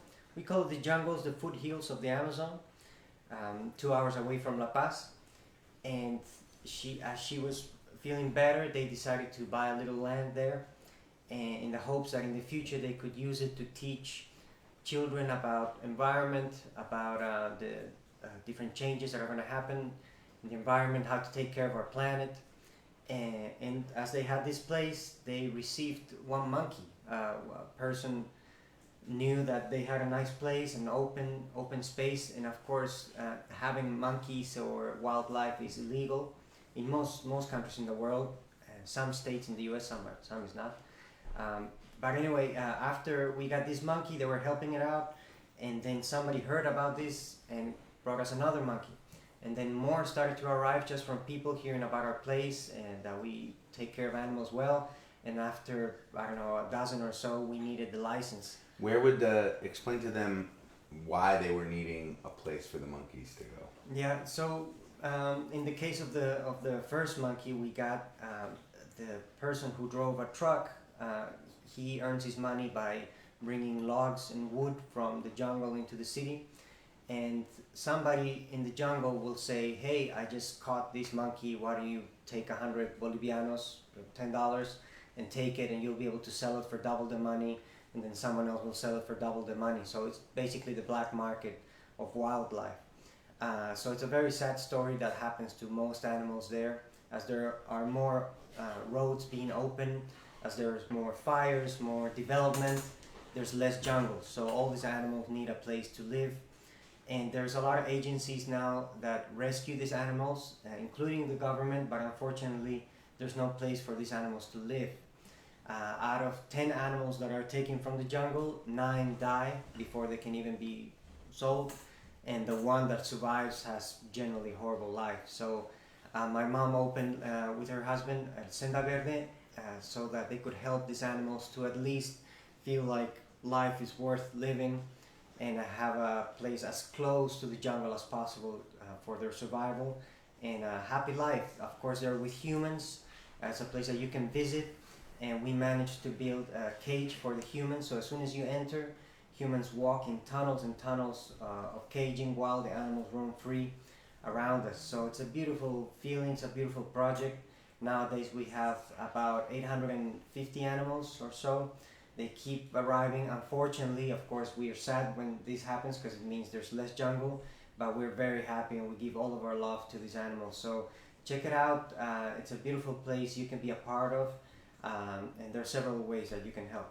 Well, let's play them a video so they can see a little bit more about it firsthand. All right. Senda Verde.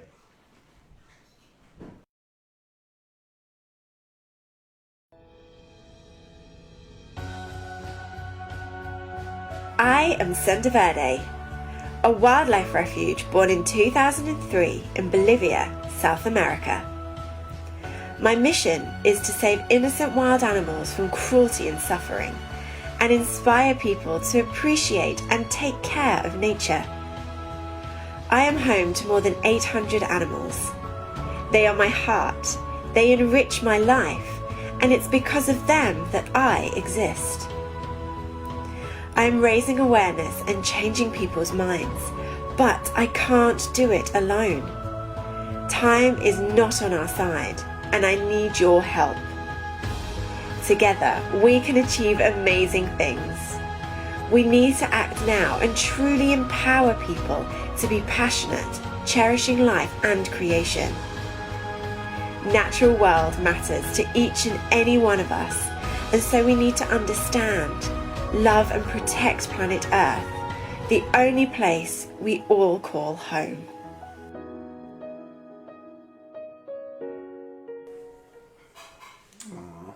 Love that. That lady who was talking to the what kind of a spider monkey. Oh, spider monkey. Yeah. That's Vicky. That's Poche's ma. Oh.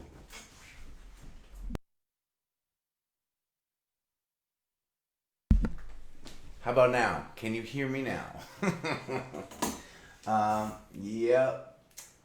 I keep saying I'm gonna try and get better at that, but I don't seem to. That lady in the video who was talking to the spider monkey towards the end, that's Vicky. That's Poche's ma. Such a cool lady and a regular gatherer too. Yes. There's very little internet signal there, but I know she's working there with her computer, and she puts it on next to her, and she can watch as much as she can. But every now and then she gets a full song, and she's very happy about it. Yeah. So you may be asking yourself, because obviously this is a Ramble festival dedicated to supporting our veteran heroes, right? And over the course of this day, we have so far introduced a whole bunch of nonprofit organizations that aren't directly connected to our veterans.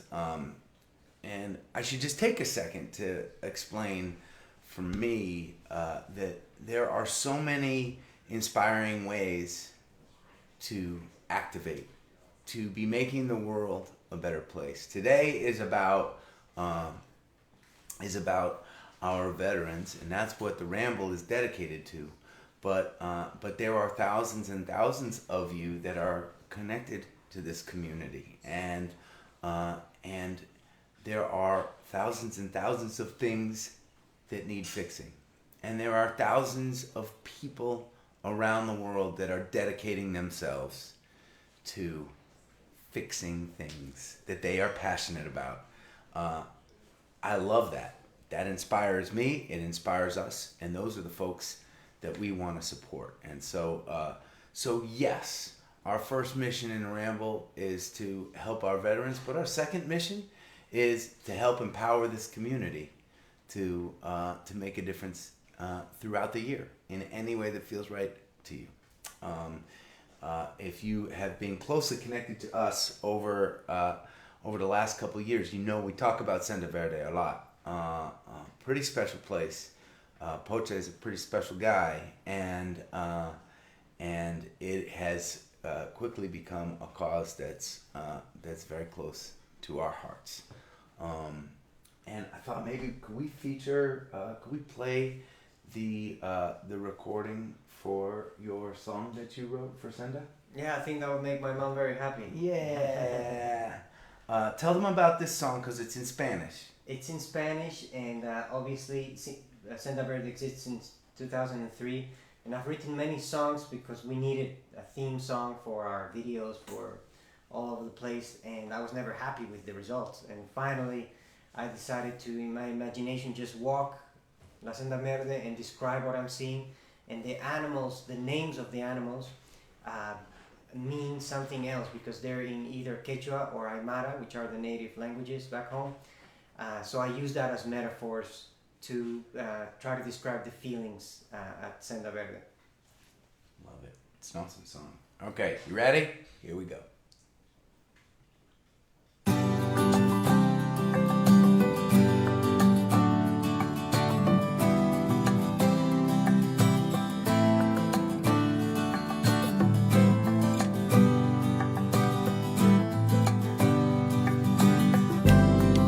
Azul verano al extender sus alas sobre el ruido blanco del río.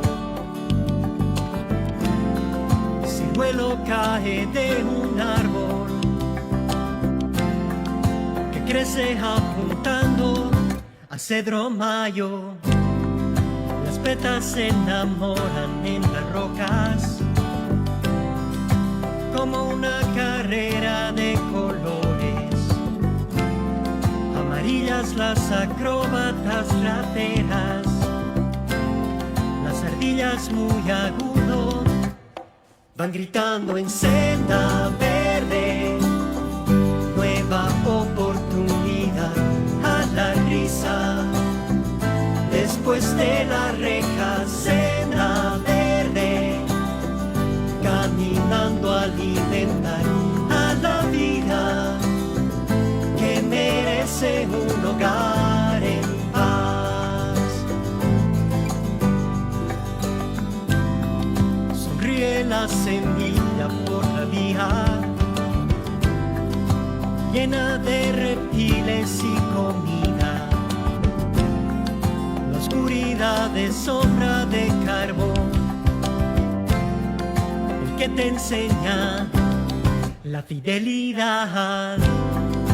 Guara es una estrella traducida de aventuras, saltos y alegría. Aruma es la noche en que se escapa, nos une a todos y cantamos otro día más en senda verde. Nueva oportunidad a la risa. Después de la reja, senda verde.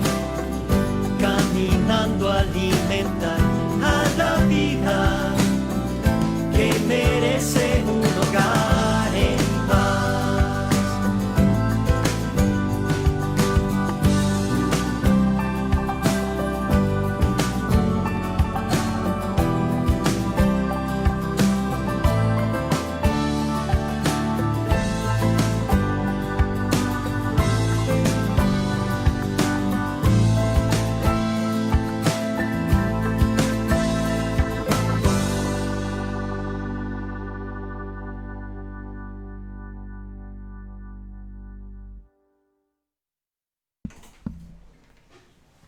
Yeah.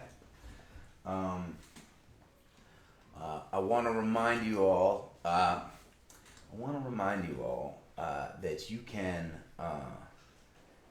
That you can find out about all of the organizations we've been talking about, including Senda Verde, if you go to getrambled.com. Also, look at that. Our moderators are on it. They have already posted the link on the chat, sendaverde.org. But again, all of that information will be on getrambled.com. We have another guest coming up, but man, I feel like it's been a little bit since I've gotten to just play a song. I'm gonna play a song, if that's all right. And I'm also going to put a little image up in the corner while I play. And for those of you who have been watching, who care about supporting our veterans through the Ramble, there is the address right there where you can go and make a donation. It's already been pretty overwhelming, the amount of support that we have coming in from all over the country and all over the world. So thank you for that.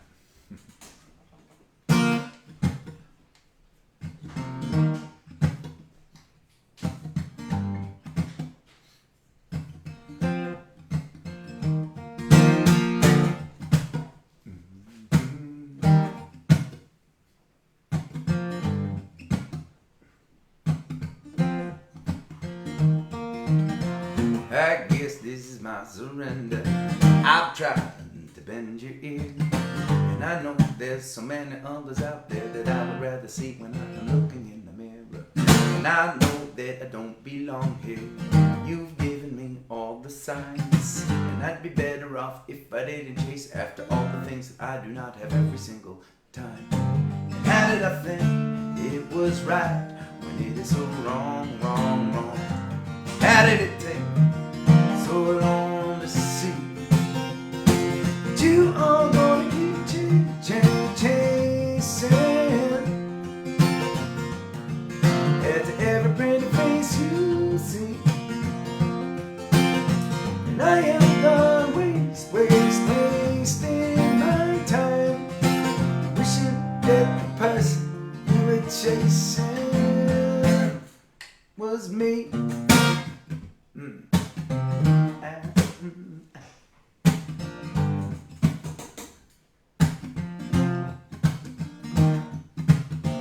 I've thought about switching my scenery. I've attempted to make a change, and I keep coming back to dwell on the parts of me that probably will never be explained.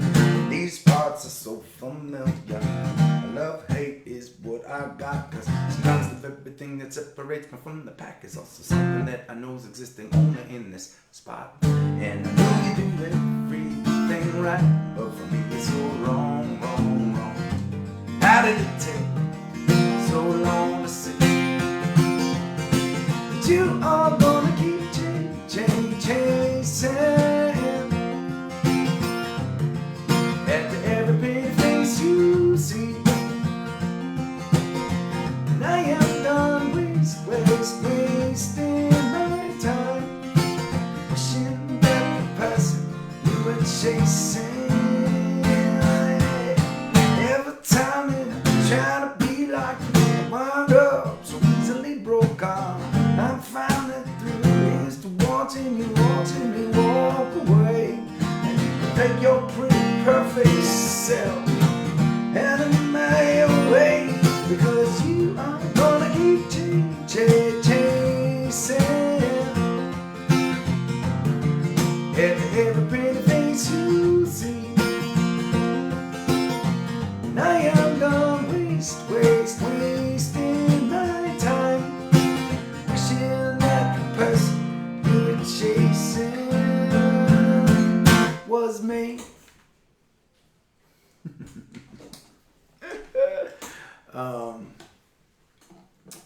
Yep. Just a song. Just sneak one in between all the good stuff we got going on. So I want to feature some more friends of ours right now.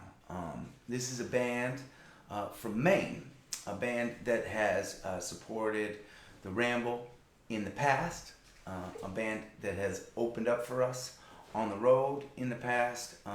We think they're great, and actually, I have not seen this video yet, and I'm excited to see it because some of our team has checked it out and they said that it is awesome. So will you please welcome Golden Oak?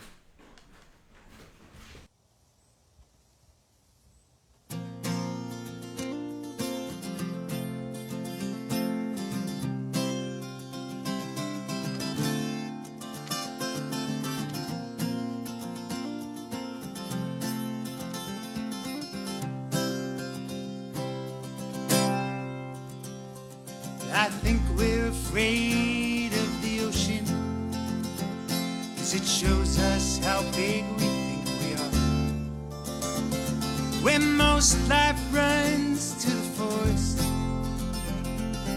we do all our running in our cars. And the ocean could kill us with its heartbeat, crash its waves on all of our shores.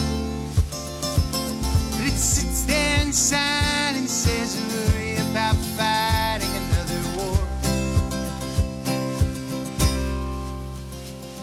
And everyone's trying to move forward like their parents taught them to do. for the stars, and when you get there, throw them all down here to you. Sometimes your heart don't hear the wind, and your eyes, they just can't see. We lived with what we have in our hands, our minds will be free.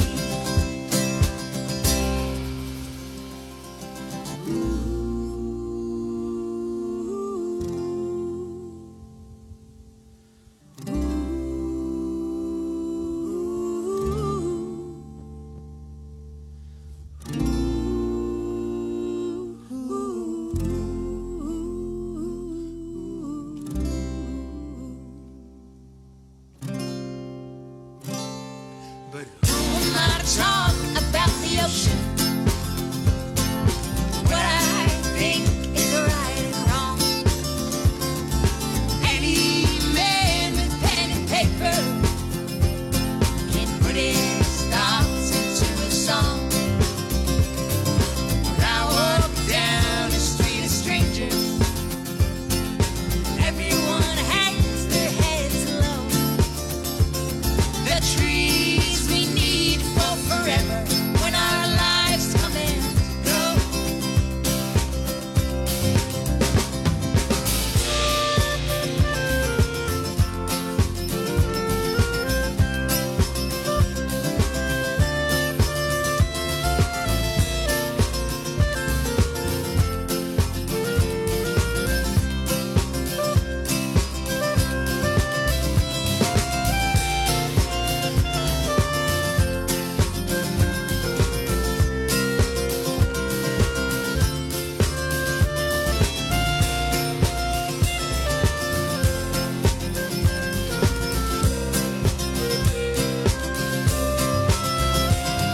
We've all got bricks in our pockets, keeping us always in touch.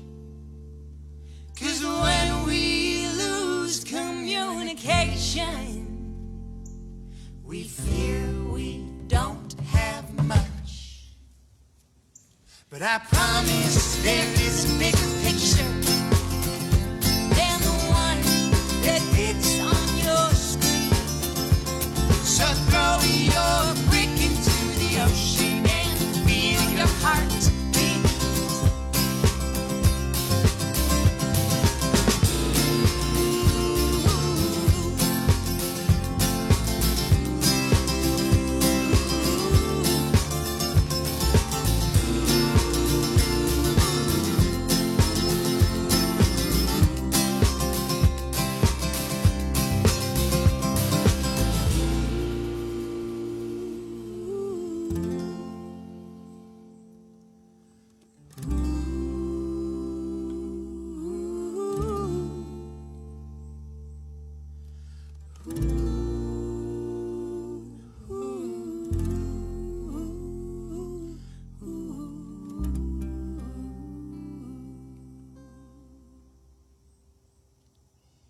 Hey everyone, thank you so much for tuning in. We are Golden Oak and we're here from Portland, Maine. We are super excited to be a part of Ramble 11 for supporting veterans and ending veteran homelessness.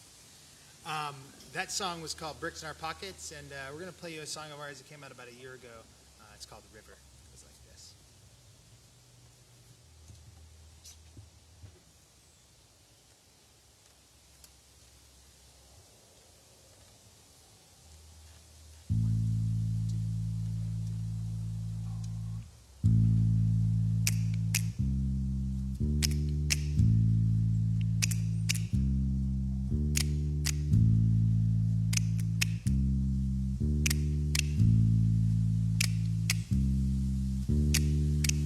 Light from the morning sun, moon rises over the stream, songbirds in the sky, bare trees cold as night. is a time for everything.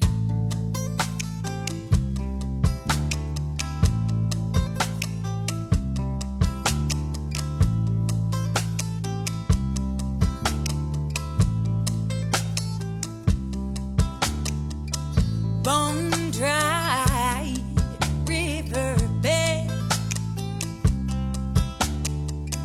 old white polka, different minds, different shades, voices of the age. There is a time for everything.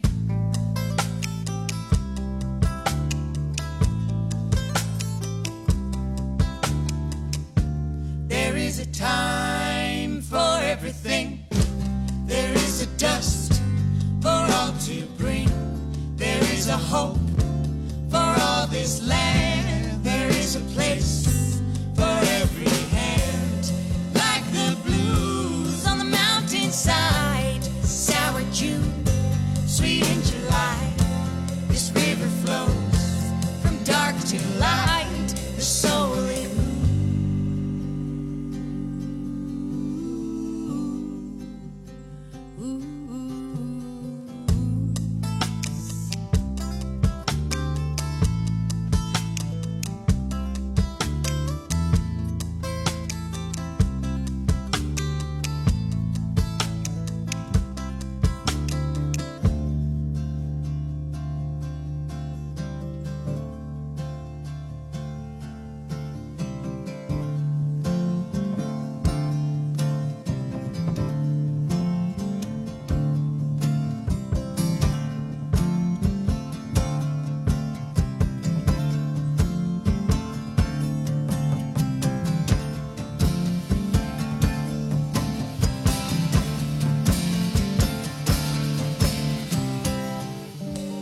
It's hard to make a face, I believe, with all these mirrors pointing at me. I've come to witness the things I can't see. I've come to witness the passing of the tides.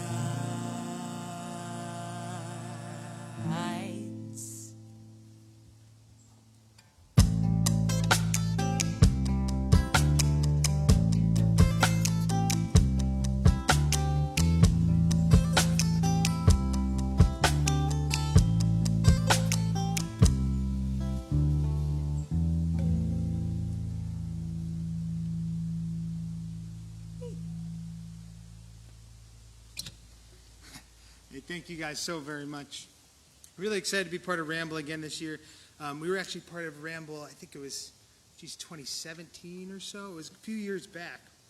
And we met so many great members of Adam's community, you know, members that are making contact with us for years now. It's just an amazing community that Adam has built, especially around this Ramble. It's a really wonderful event. We're so excited to be a part of it.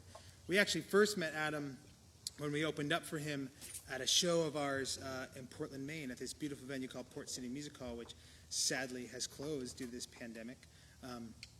But, you know, we have so many great memories from it, and one of them is playing that show with Adam and getting to meet Adam and having this great relationship and support from him over the years. And so thank you, Adam, for having us be part of this. It is always a blessing and an honor to play with you and to be part of your community.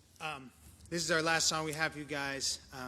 And it's an exciting one. It's a song from our new record that we've been recording during the pandemic, and we're not sure when it's going to come out yet, but follow us wherever you listen to music to find out, and we hope you have a fantastic rest of your ramble. The song's called Between the Light and Loneliness.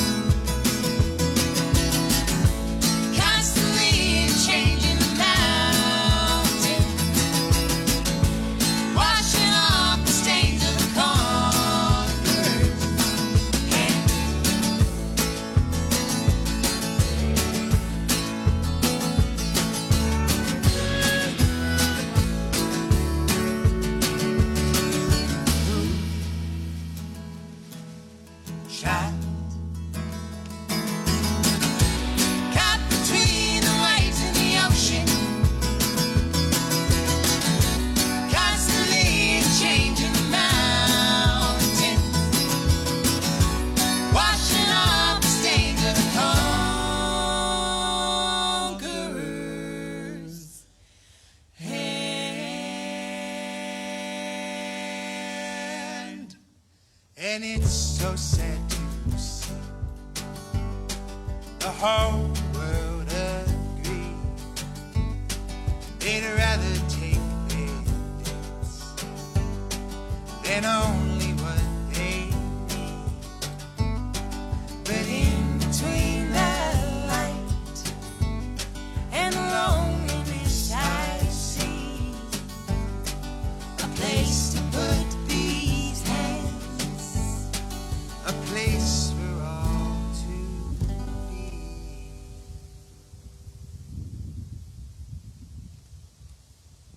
Thank you guys so much. Thank you, Adam, for having us. Have a great rest of your Ramble Fest. Aren't they great? We've got great friends and talented friends all over the place, and I love that they continue to want to come out and support the crazy things that we do. We talked a little bit last hour about Sendever. I want to introduce you to another really cool nonprofit organization doing really great things in the Manchester area.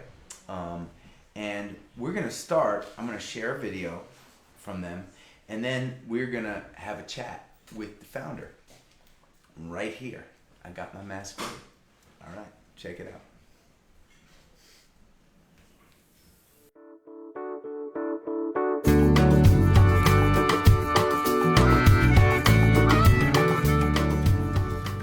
Hello! A shout out to Adam and everyone at Ramble and everyone helping to end veterans' homelessness. That's a beautiful thing. It's Elaine at Girls at Work, and I'm here to tell you it's super exciting to work with artists who partner with nonprofits. We think it's these partnerships that combine arts and hearts really do make the world a better place. And that is what Stronger Together is really all about. So a shout out to Adam. Thank you for all that you're doing to end homelessness, veterans homelessness, and to the team at Ramble. You all rock. It started with a simple message.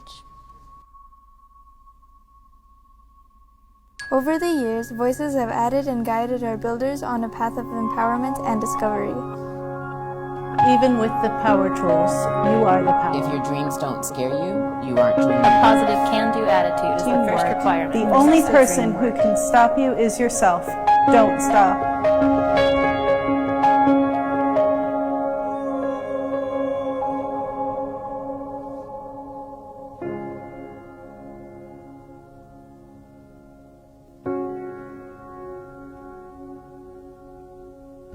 As an organization, we have been following our own paths, one of growth, learning, adapting, and overcoming.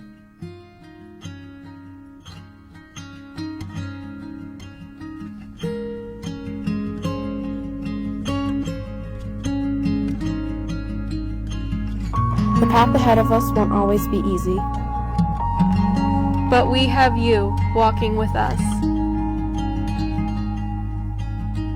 Your voices with ours.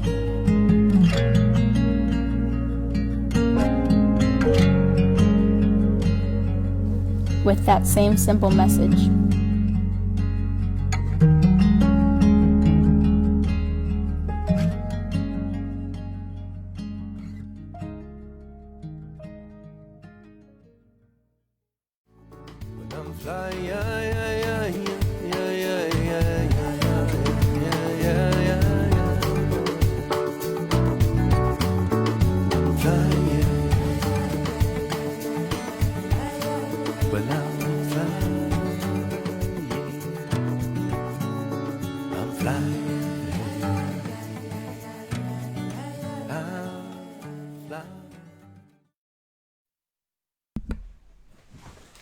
Hi, here right now with Elaine Hamill, the founder of Girls at Work. Thanks for coming into the Ramble with us and Thanks for supporting what having we're me. doing. Yeah. So psyched to be here.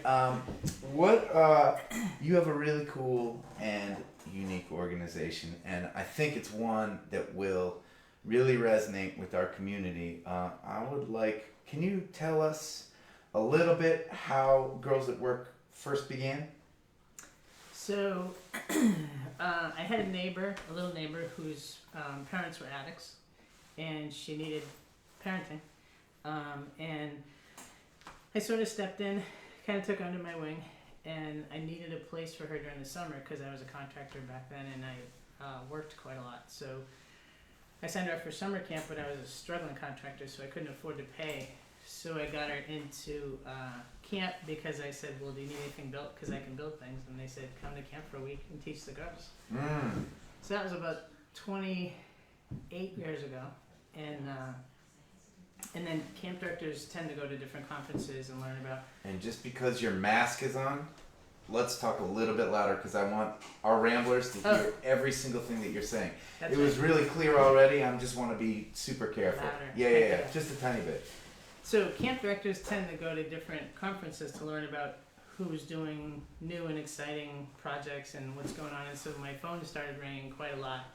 And I couldn't really keep up, so I would do a couple days of building at different camps in between jobs. And then in '99 I built a barn at my house so I could set up a program specifically for girls, teaching them, empowering them through woodworking. And so fast forward, we've had over 20,000 girls we've empowered through our program. Our focus is inner city girls who don't have the mental tools because a lot of them are in toxic environments. There's a lot of neglect. This is in the Manchester, This New is Hampshire in the Manchester area, yeah. We're eventually going to scale.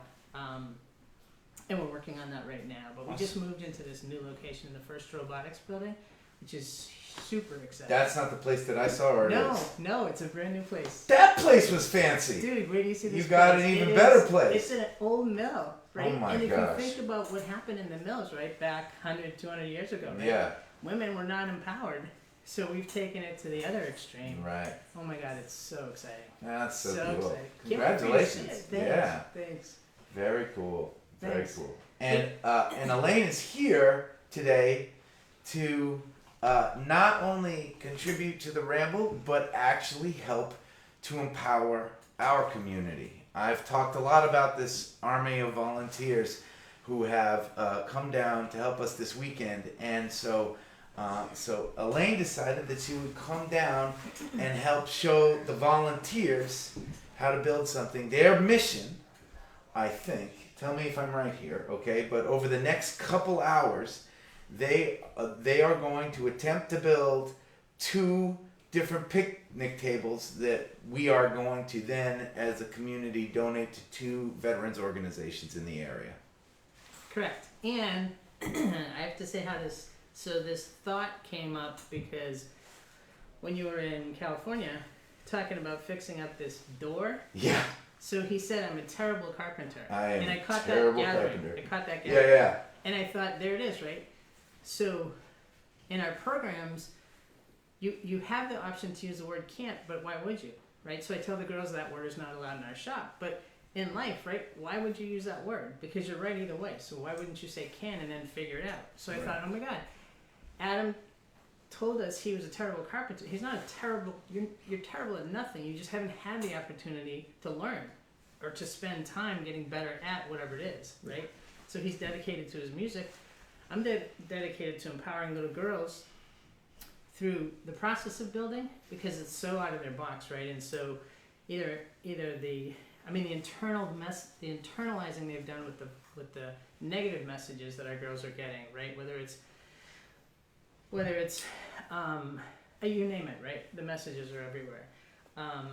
But the process of building really empowers everybody across the board. So we have a team building program that we do with businesses. Because what happens is when you take a group of people and you put them in an unfamiliar environment, they have no choice but to really bond and depend on each other to reach that goal. So I thought, oh my God, what an awesome opportunity to take volunteers that are all about community, which we are, and give them this opportunity to build something to give back. So it's this physical aspect of also the reminder that we're here for you as veterans. Well, I love the idea, and I love that you have your gear on and you're ready to go get after it, and I will be checking in on you guys before you finish up this afternoon. And it's raining outside. So, did you find an indoor place that you can work a little bit? Yeah, this cool 2-star garage there. All right. Game on. Game on. Thanks so much for being here. And Thank you. please, if you search for Girls at Work, we are, again, going to be posting their links not only on this feed, but on getrambled.com. So you can find out all the information that you need to follow up with Elaine and Girls at Work. And I just want to do a shout out for Timberland, Mm-hmm. which is how we met. Timberland, what a community leader, right? So yeah, this is what it's all about. Right on. Thanks Right for on. coming and visiting me, Elaine. I'll see you soon. All right, cool.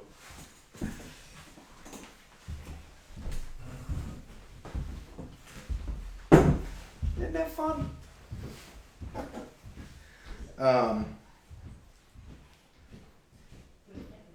Whew.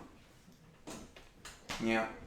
A lot of cool people doing cool things these days. Let me see what I can do here. Woo! We're back. How are you all doing? How are you holding up? We are over 10 hours into our ramble. Are you feeling okay? Has anyone actually been on with me for 10 hours so far? I know there are a couple people in this house who have been on for 10 hours. Pretty amazing. Pretty amazing. I'm about to call another guest, and before, I think we're probably ready. We are actually running exactly on time. And I am gonna call my buddy Frank Vielli, and we're gonna see if he's around. Woo! All right, let's see if I do this. Okay, I'm gonna do this ahead of time, Ramblers. Look at this. I'm learning from all my mistakes. And let's put Frank's name up here. So he is all set up, and I can just concentrate on chatting with him when he gets here. Look at that. Boom! All right, we're ready for him. Okay, now let's see if the actual Skype call works. All right, here we go. There he is. There's Frankie.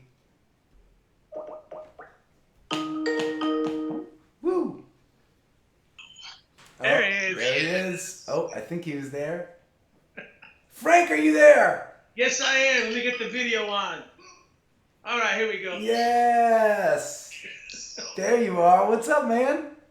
I'm hearing you double time here. I gotta turn my phone off. I've been tuning in since about 6 o'clock this morning. So. I love it, man. I'm so glad that you are. Glad that you are here with us. How you been? Okay. Doing all right, man. For sure. I haven't talked to you since all the craziness began. Are you hanging in there? Are you safe? Are you healthy? Are your loved ones safe and healthy? Everybody's safe and healthy. Thankful for that. And Nice. I was hearing you talking in your previous interview. If you want to do some carpentry work, that's actually what I spent this whole quarantine thing doing. I think I saw a post about this. Did you build a studio? I built a whole basement studio area that I'm currently in right now. I bought my first Sawzall during COVID, and I learned I watched a lot of YouTube videos and became my own personal Bob Vila for a little I while. love it, man. Can you angle the camera around to show us what you did? Sure thing. Whoa! Did you do all those walls? Yep. So we did all the walls and stuff, and a new ceiling, and I did everything. I even built custom closets. I got one over here. This is for all the wine and stuff in here. Nice. So and built this fun closet for all the guitars and everything.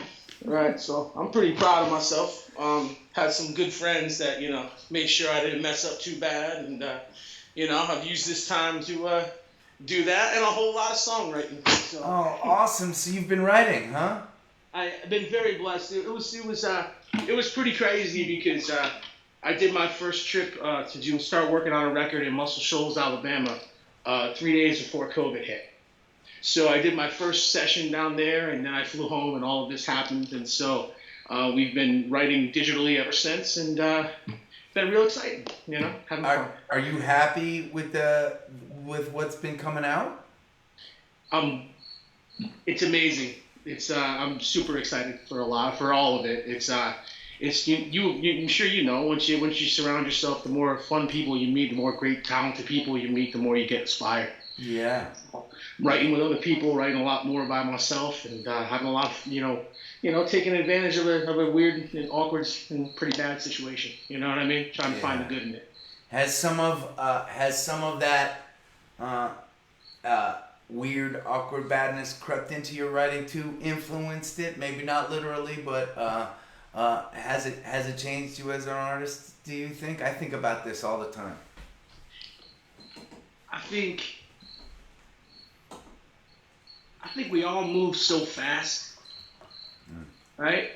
Prior to all this, we're always moving. I'm sure you feel the same way. We're always on to the next show, moving around. And so, if anything, I think what's creeped into my music is patience, and now the ability to relax a little bit and say, I don't gotta finish that one today and come back to it tomorrow. Or the ability to kind of it's a skill I've learned to try and shut my brain off from the rest of the world. Yeah. So I think that more than anything, not to get too deep on it, but at 10 o'clock in the morning. But it's been cool to find that to build a home, so to speak, in that kind of world. Yeah, I've had a lot of conversations with a lot of people talking about being forced to slow down, right? And it is hard to take a chapter in history where hundreds of thousands of people are dying, right, and find good, but sometimes that's all we can do, right, is try and search for the positives in the midst of all the stuff that we're dealing with. And I like that, man. I like that perspective in you. By the way, you Ramblers, Frank has supported us at the Ramble before. All the artists that come out to the Ramble, they donate their time and their talent, and Frank has been part of our family in the past. He's also joined us out on the road as an opener, and we always look forward to getting to connect to a piece of his spirit. Frank, thank you so much for joining us, man. I'm always honored. I'm rocking my Ramble shirt. Yeah, you are. Yeah, you are. That's what you get for having super comfy shirts at the merch table. That's it, I mean, man. That's it. But no, it's always a pleasure hanging and playing with you guys. I always get a little shy when talking to you because I'm such a fan as well. So it's always fun. But what you guys do is great, and it's inspiring on my end, and it always makes me want to do more and do better. So I appreciate you having me along. Thanks for those words, man. Hey, my team is going to be posting a whole bunch of links about where people can find your music and all sorts of stuff. And in the meantime, I want to play them the video that you sent in of some of the music. I haven't seen this yet, so I'm excited to check it out, man. Thank you so much for doing it. My pleasure. It's the first official live feed from my new man cave here. For the man cave. All right, man. Frank Vielle, thank you for joining us, brother. No doubt, brother. Thanks for having me. What's going on, Ramblers? Frank Vielle here. Super happy to be part of the event today, and very thankful for Adam and his team and helping us put together something to help out homeless veterans. And this is a song called Honey, and hope y'all dig it.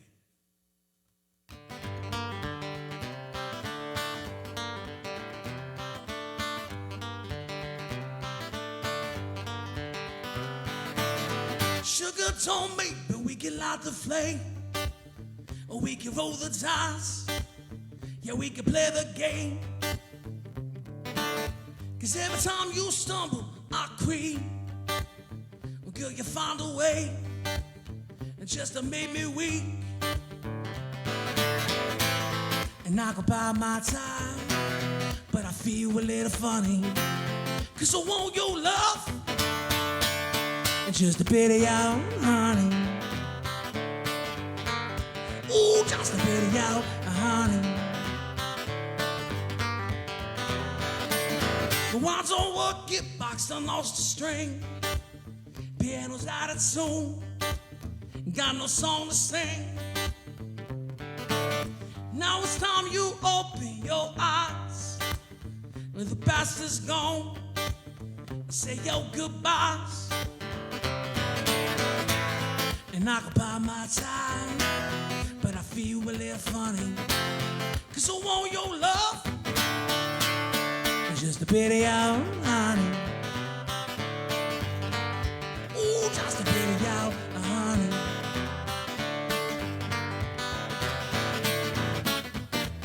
And now you rain down, a flood in my mind. I want your sin, whiskey and lies. Your sugar sweet, your gypsy soul. When you're done crying, knock on my front door. Who knock on my front door? Ooh, come on.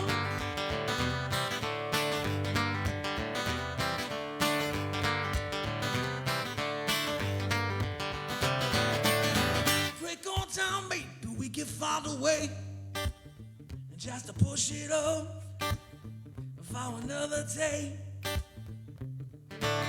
Cause every time you crumble, I scream and open up your ears. You hear me begging, please. And I could buy my time, but I feel a little funny. Cause I want your love, and just a bit of your honey. Ooh, just a bit of your honey. Say, Lord, no, a bit of your, just a bit of your honey.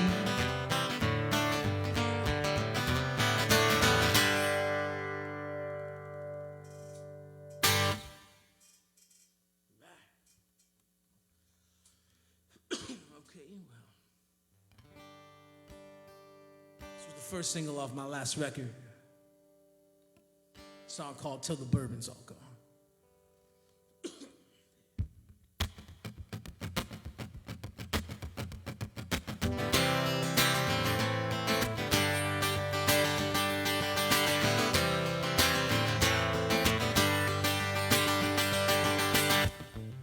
And I don't wanna talk about it.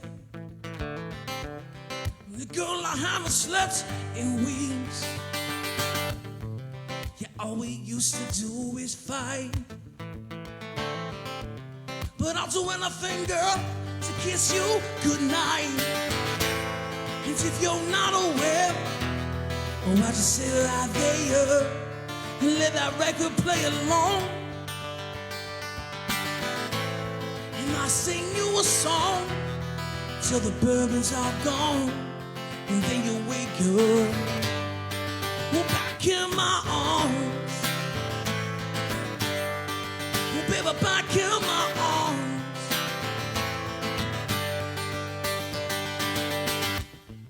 They say it's time to turn around. But girl, I'm not the kind to quit. But yeah, I know I pushed you away. But now I'm down on my knees, I'm begging you to stay. And if you're not aware, I'll just sit right there, let that record play along. And I'll sing you a song till the bourbon's all gone. And then you'll wake up, oh, back in my arms.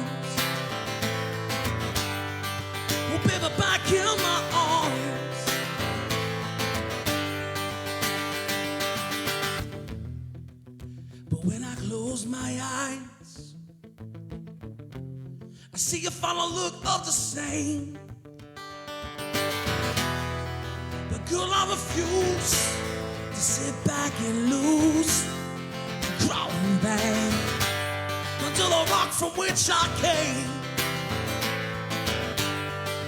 Until the rock from which I came, baby girl.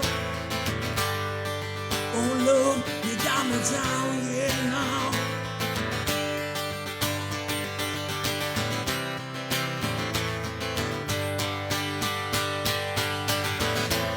As if you're not aware of what you see right there.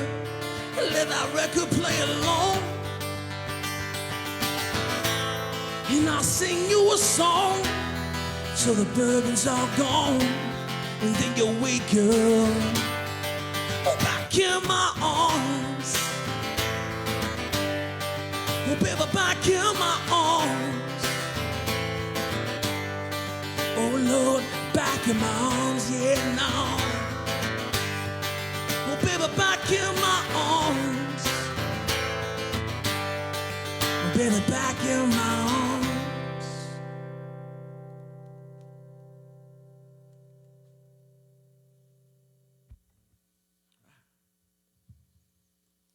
Once again, everybody, thank you for watching today. Thank you for tuning in and being part of a really, really important cause for our veterans. And thank you very much to Adam Ezra, the Adam Ezra Group, and his whole team for inviting me to be a part of this event and giving me the opportunity to do my part. This will be my last song of this digital show. And, well, as the story goes, I wrote this song in a $27 a night hotel room in Roanoke, Virginia. And I refused to sleep on the bed that night because there was a coin machine next to it. And I never felt bluesier than I did that evening. I stayed up all night and I wrote the bluesiest song I could ever think of at the time. And then 7 months later, after sending a Facebook message, I received a phone call from a guy named Joe Bonamassa, and he said he wanted to play the lead guitar on this song on my first record. And I went from singing on my mama's couch to singing on stages all over this country. This one's called Broken Love Song. My name is Frank Fielli, and thank you all so much for tuning in and being part of a great day for a very great cause.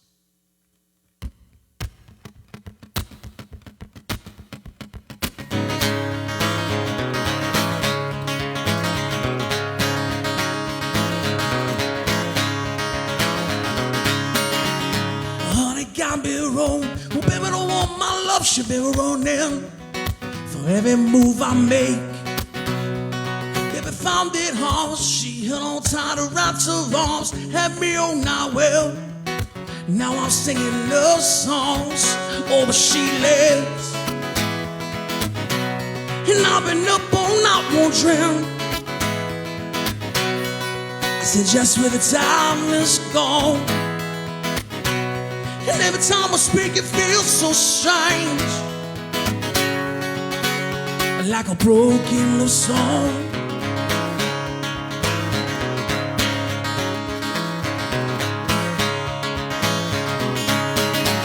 Oh, it got me wrong. Oh, baby, I don't want my love. She was screaming, what is going straight? Oh, a hot mess is true. I played me for a fool, playing the role of a distraction. But now I'm in too deep over she lives, and I've been up all night wondering. I said, just where the time is gone. And every time I speak, it feels so strange, like a broken love song. Mama, get down, staring at the ground, so I fall to your feet. Well, I wish I never knew your love, Lord, it made me weak. And it breaks my heart to know you're so far away.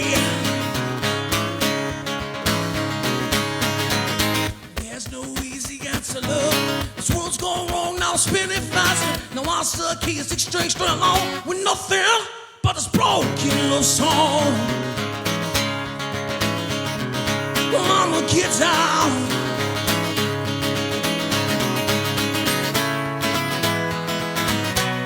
And I've been up all night wondering. I said, just where the time is gone. And every time I speak, it feels so strange, like a broken love song. Mama, get down.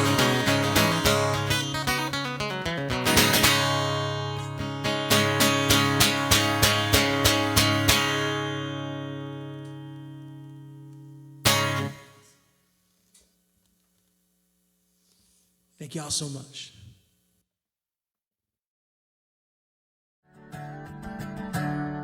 Raise up your glasses. Let us drink to the wind at our backs. Hi, my name is Gisela Voss, and I know you can't see me right now, but I want to talk to you about darkness, about what it would feel like to spend nights outdoors, homeless, without access to electricity, and how life-changing a little light could be.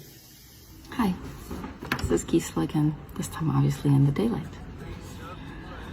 I met Adam a couple months ago before COVID shut us all in at a fabulous gathering at my sister's house, an intimate, beautiful concert in which he talked about his annual fundraiser for homeless veterans. I had to speak up. I had to tell him about Luke and about Luke Lights. I am the mom of Luke. This is Luke, whom we sadly lost to a stupid climbing accident now 7 years ago. We had to do something. We had to take the love we have for him and his light and his spunk, spread it around. So there's now a foundation and a Luke light, a small solar-powered reading light that you leave out in the sunlight all day, and at night you will get 8 hours of sunlight. You can wrap it around your neck. You can coil it around a shopping cart handle or a bicycle. You can hang it from your backpack so it's charging all day. And feel safer at night. Perhaps more importantly to a homeless person now that they can't charge their phones at a coffee shop or a library, there's a power bank. And with a USB cable, you can charge your cell phone and have a way to maintain a vital connection to the shelter, to food banks, to your doctors, to your family, to each other, if that's want to reach each other. The way this works is it's completely non-profit. There's not a dime that anybody makes here. For $20, you can buy a Luke light, and for each one you buy, you'll get one. It's a cool reading light. It's a great dorm light in a dorm. It's great for camping. For $20, you get a light, and the New England Shelter for Homeless Veterans will get one for one of their vets. For $60, for each battery bank you buy, this also comes with a flashlight back here and a carabiner so you can hang it from your backpack. For each $60 solar charger power bank that you buy during this Get Ramblethon, you will get one, and the New England Shelter for Homeless Veterans will get one to give someone in need. That's really it. You get something useful. A homeless vet gets something life-changing. You bring light to the world. Get rambled. Enjoy. Stay safe. Raise up your glasses. Let us drink to the wind at our backs. May it always blow steady wherever you roam. May it turn when you're ready to carry you home. May it keep you ahead of the rain.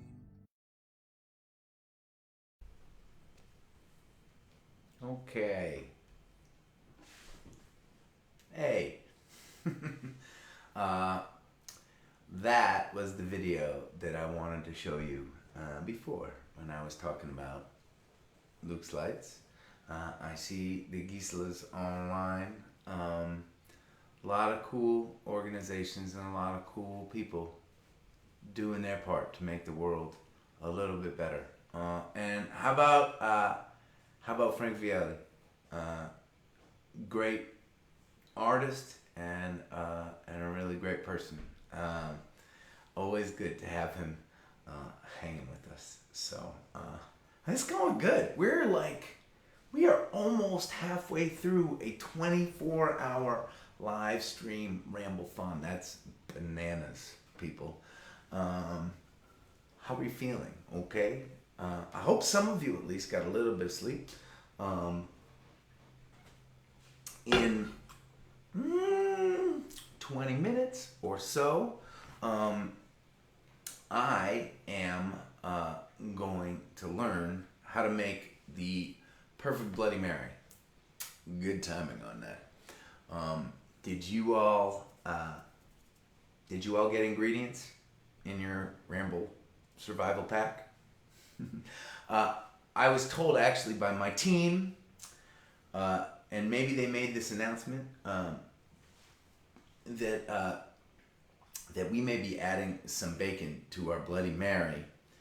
If you are rambling with us at home and happen to have some bacon and you would like to cook it up, our bacon will be pre-cooked, and so you should get on that, is what I think. But we have a little flex time here, which is kind of nice. There are a couple videos I'd like to share, a couple other causes that I'd like to talk to you about, and how don't we just start with playing a song? It's been a little while since I got to do that with y'all.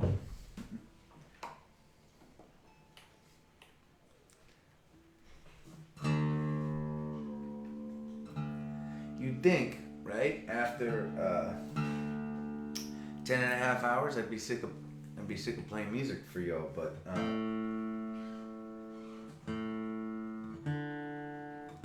I was gonna say this is like the best part of the ramble for me, when I get to just play, and that's not true, because man, I had a great time cooking, and I'm like blown away by the work that our amazing artists put into creating videos and sharing their music and message with us.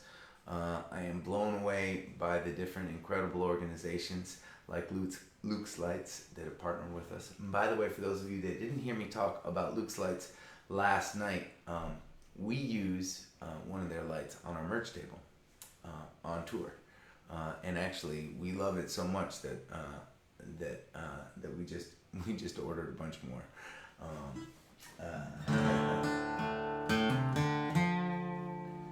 I guess what I meant to say was, when I am playing the music for you all, it's simple.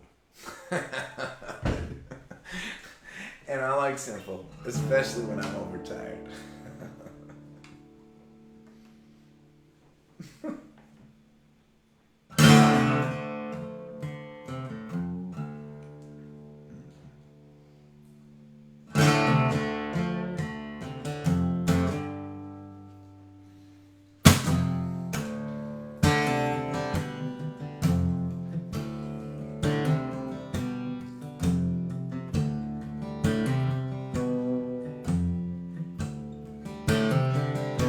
Got this chain around my gourd. It's keeping me in the company of thieves. And I'd be a proud man in the mirror, but I won't be till I leave. Carry this weight upon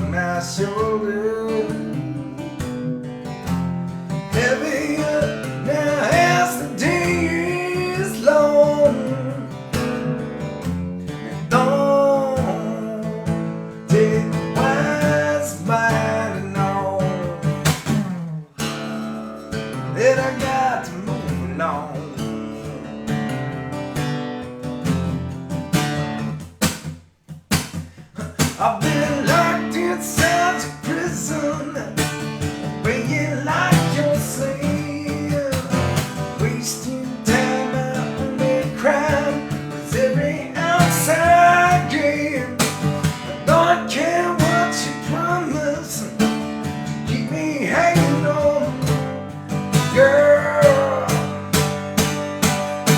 I'm gone.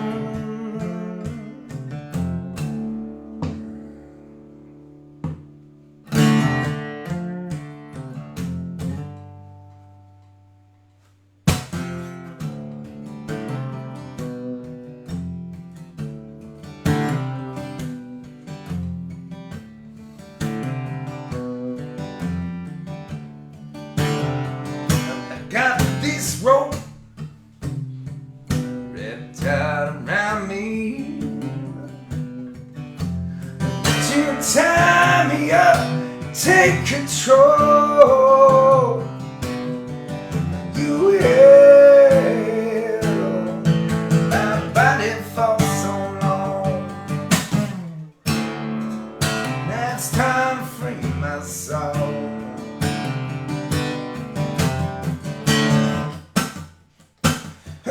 Been locked inside your prison, weighing like your slave, wasting time. My only crime is every outside game. I don't care what you promise to keep me hanging on, girl.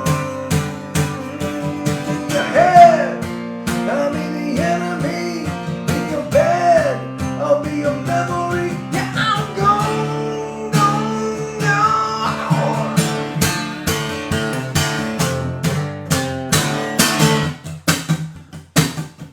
I've been locked inside your prison, yeah, weighing like your slave, wasting time. My only crime is every outside game. I don't care what you promise to keep me hanging on, yeah, girl. I'm gone.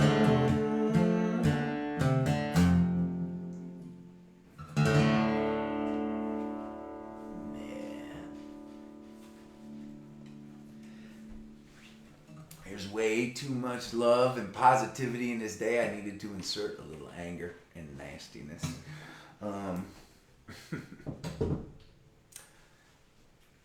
I've been wanting to share this with some of you all. Those of you who gather with me every night probably saw this, but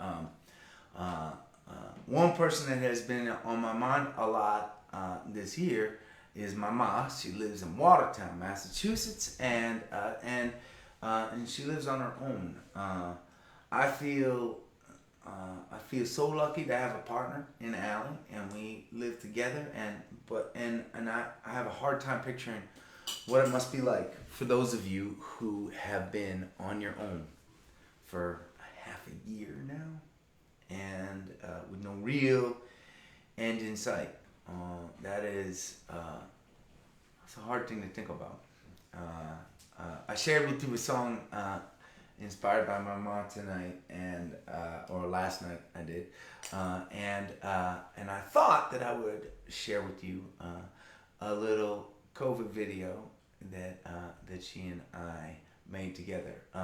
She is the reason that I play music. She is a musician herself, and I'm gonna see if I can find. Oh, there it is.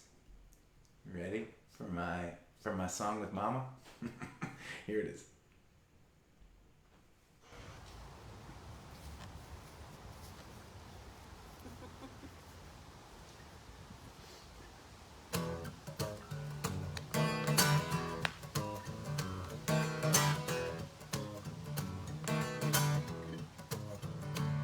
So soon in the morning, when the clouds roll away, so soon in the morning, I'll never go astray. And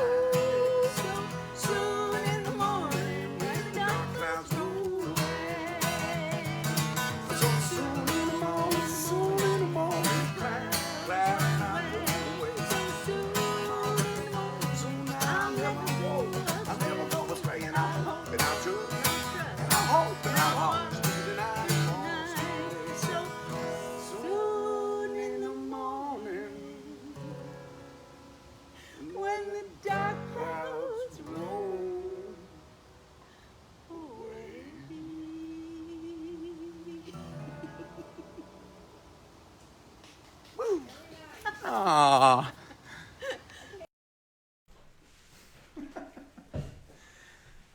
That's her name is Joanne Hamill, Hammil, and she's got a website and all sorts of fun stuff for you to check out as well. That's been ever since I came back from California, and I've been in Boston with Allie. That's been a highlight for me, is getting to sneak over and do a socially distanced backyard hang with my mom. Lots of claps. Thank you very much. This is so we are not even halfway through our live stream, and just from donations on this live stream in the past 11 hours, we have raised over $10,000 for our veteran heroes. Pretty amazing, y'all. Thank you very much. And I know that there is a lot more coming in, so I'm feeling inspired by that. I'm inspired all the time by this community and my friends. Some of you, probably most of you at this point, know that in April I got sick. I got COVID, and I was one of the lucky ones. It did not get into my chest. I was pretty banged up. I was in bed for a week, but it didn't get to the point where I thought that it was life-threatening, because it never got into that place where it meant that I was in danger of asphyxiation. During that time, there were so many amazing gestures from friends and from you gatherers and this community that really it kept me going and inspired. And I thought I would share with you a video that was one of those gestures. My buddies were afraid that I wouldn't be able to gather with you at night, and so Pote and Alex and my cousin Josh Gold, another one of our family members who you haven't seen on camera yet, they decided to make a video that we could use at a gathering. Check it out.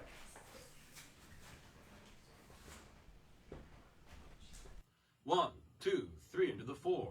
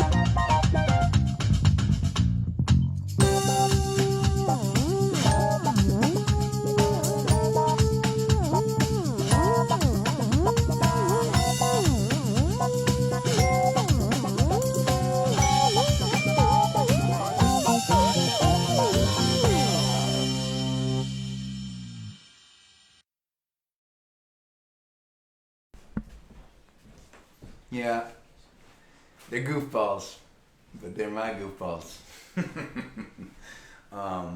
Yep. Pretty fun, right? Like, that's a good present to get when you're sick. Yep. All right, we need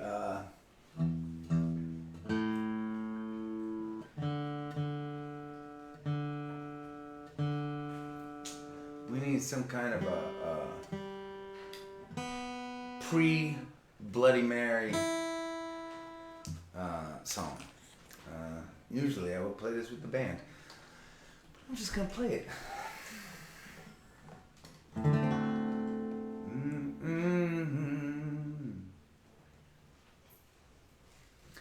It all starts here. It all starts here, yeah. Our minds all connected as my words hit your ear, and got 7 hours till daybreak. Talk about the minor points, pull them off your tongue, and now so cut in like a maple in the rain. Come again, come again, come again. My soul's fall, and the one wants it. That's the way I like it. My soul's fall. Talk about the real thing into the evening.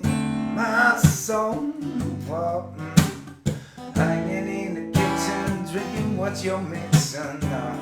My soul's fall so many times. Change the world with the power of my mind. Do one long, rugged conversation at a time, and I'm put to the last stop, hit the rock bottom on the chasm that we open every time we get it started. You can tell it to yourself, you can tell it to your friends. Come again, come again, come again. Oh yeah. My soul's fall, and the morning wants it. That's the way I like it now. My soul's fall. Talk about the real thing, deeper through the evening. My soul's fall, hanging in the kitchen, drinking what you're mixing. My soul's fall, so many times. Yeah.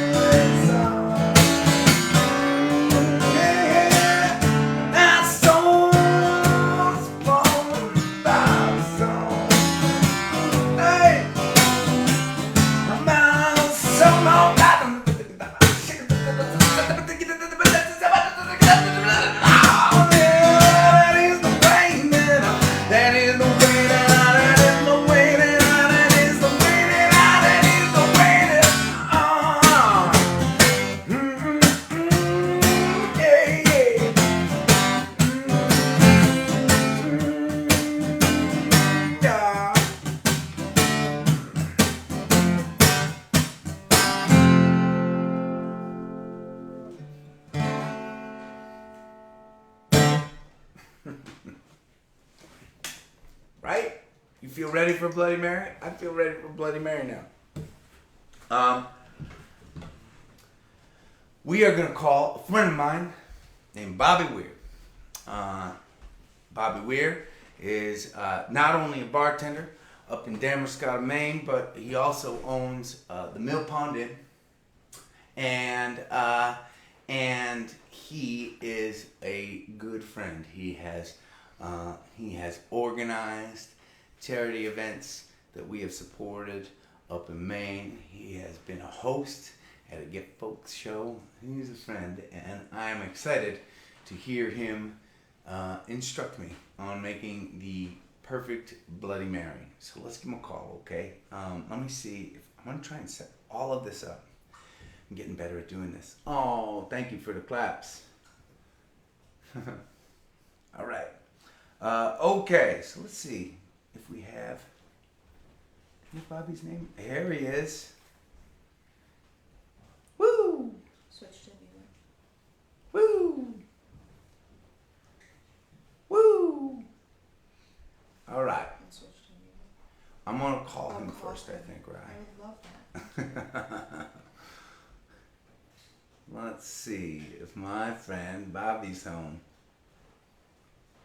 Where are you, Bobby? You can type it over there. Oh, I can just type it in. Does he come up?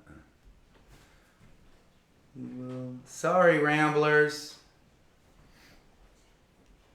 I am guessing that somebody had just talked to him. Yes. I can't read your screen from here. I can't find Bobby.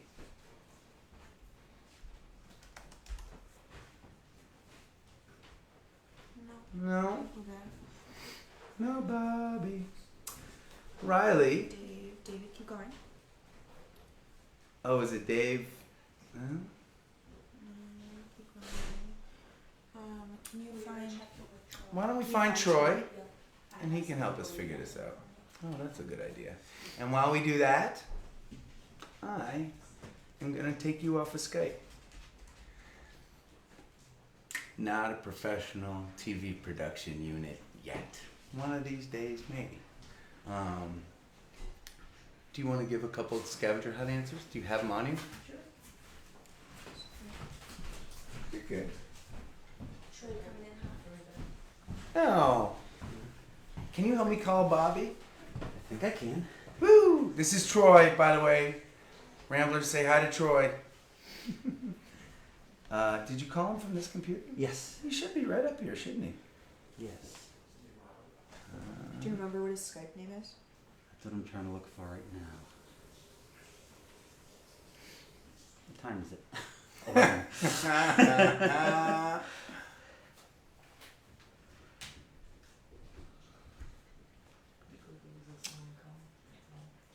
Is it under Chad? How about this? Why don't you find it and then Yeah, come I'll talk come to me back later? to you. I'll come back to you. Do you have a scavenger hunt answer for me? Woo! Come over here. Come have a seat.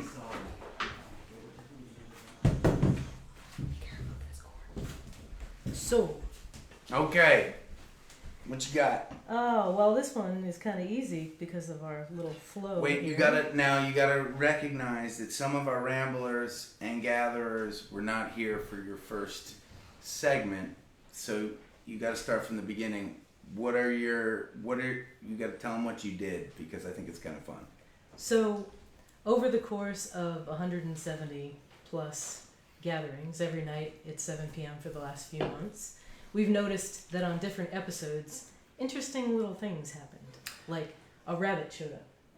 And people started keeping track of these funny things that happened, and we thought, wow, a scavenger hunt of all the different gatherings from each night, finding different little things in videos, and it would give something for people to get excited about the ramble the day before. So this is Supergirl and her husband Bud. They put together this scavenger hunt, which I think was posted a few days ago. Mm-hmm. And over the course of our day, she is not only reading out answers, but she's yet to stump me on one of these questions. I'm not going to stump you on this one either. No? No. All right, hit me. Well, once we get towards the end, though, it starts listing episode numbers, so it's going to get harder as the day goes on. Yeah. So I said this was easy if you've been watching for the past 10 or 15 minutes. What song did Adam and his mom perform together at a gathering? Oh, we just saw that Which we one. just saw, so that was the next one. That was So Soon in the Morning. And the next question was, what tribute song or cover has Adam played the most at the gatherings? What cover song or tribute song has Adam played the most at the gatherings? Oh, man. Okay, I think I got an answer. What's your answer? I'm going to guess it's Let It Be. It is Let It Be. Yet to be stumped. Want to do one more? I want to call... Yeah, let's do one more. Okay. What is the first well-told item that Adam used? What is the first item, the first well-told item that he showed everybody? That I used. I am going to guess it was a blue Tolly. It was a blue small tumbler. So Your choice. I got my first wrong answer. That's fine. There will be You got others. that one right? Okay, so we have figured out the mystery of who I am supposed to be calling to talk to my friend Bobby. And now we still have his name, and I'm gonna put Skype up, and here you are.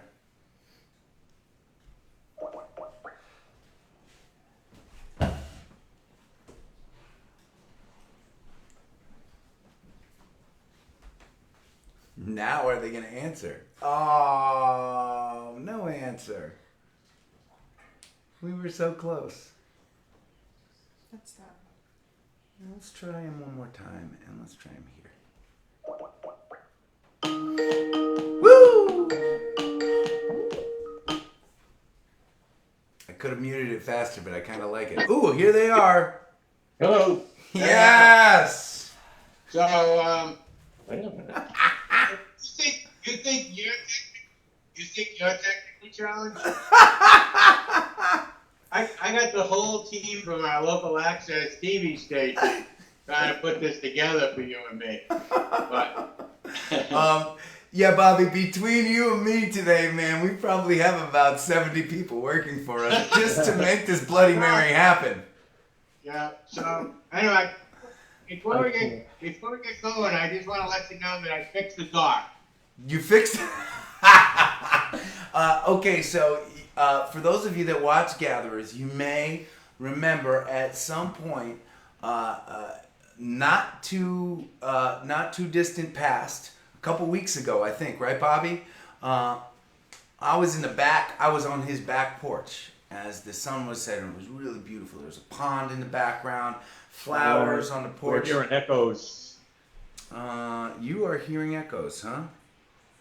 Okay. I am. Yeah, it's coming back at us.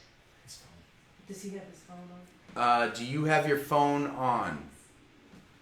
They're asking. I don't have.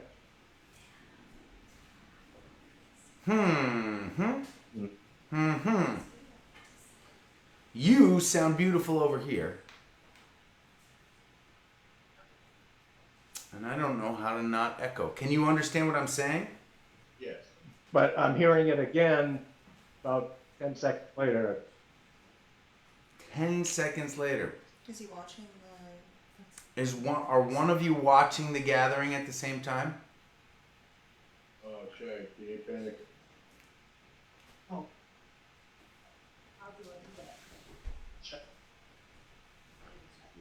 See, we're figuring it out, Ramblers. We're figuring it out. I have actually, Adam. I have you on Chrome. Aha! See, you had your whole cable access community helping you make this call, and you still managed to screw them up, Bobby. Right. So, anyway. So you may have seen me on Bobby's porch, and right before I gathered on Bobby's porch, I jumped in that lake and I broke his dock, and he fixed it. Thank you, brother. Thank you for fixing your dock. Yeah, Adam was doing it wise mouth. Yeah. I can't. Is that disconnected? Or we can't. Hey, Dave, should I try calling you back?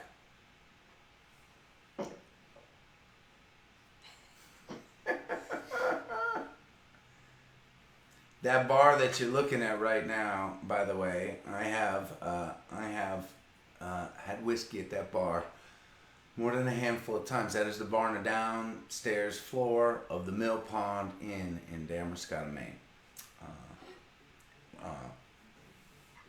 Okay. You figuring it out over there, Dave? We're disconnecting other computers, but I'm still hearing it. Let me try and call you right back, okay? Okay. Cool. What's the worst that could happen?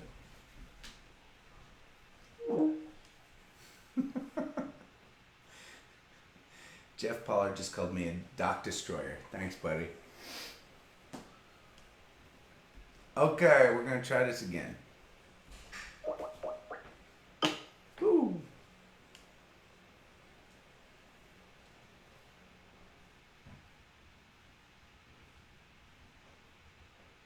Yep, there they are. Hi. Hi. Can you hear me? Believe it or not, we can. Woo! Got an echo now or no? No. All right. I love it. Bobby, thanks for taking all the trouble to join us at the Ramble today, man. Yeah, well, anyway, I told you, I said earlier, we got quite a team between the two of us. We probably got 50 people. But anyway, I got a present for Judy. You know me, Adam. I like to give presents. Yes, I do. So we've got this sign that was made by my friend. So whenever you have a football Bloody Mary show, this goes. Done. I love it, man. Nice work. Well, we still got the.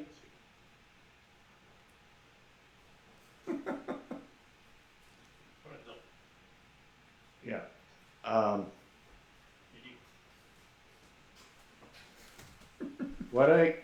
Maybe I gotta reboot your. All right, Dave. I'll tell you what. I'm gonna call you guys back in a little bit, and in the meantime, you can talk to some of my tech squad over here when we're not on camera. All right. I will patiently await a hopefully future Bloody Mary with you guys. I know you're dying for one. Oh, we were so close.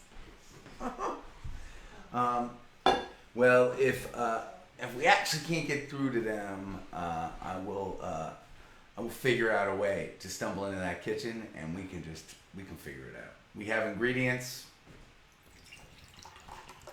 It is not our first rodeo, Ramblers. Maybe it is your first rodeo, but it ain't mine. I got to look at what we were gonna do afterwards. Oh, we were gonna have one of my friends come on, another musician, a fella named Chad Hollister that I know a lot of you know because he's been at Rambles before. A great songwriter and a great person. Before that, I would like to show another message from our friends at the New England Center and Home for Veterans. This is the organization that we are raising money for today, and they are a pretty inspiring bunch of people.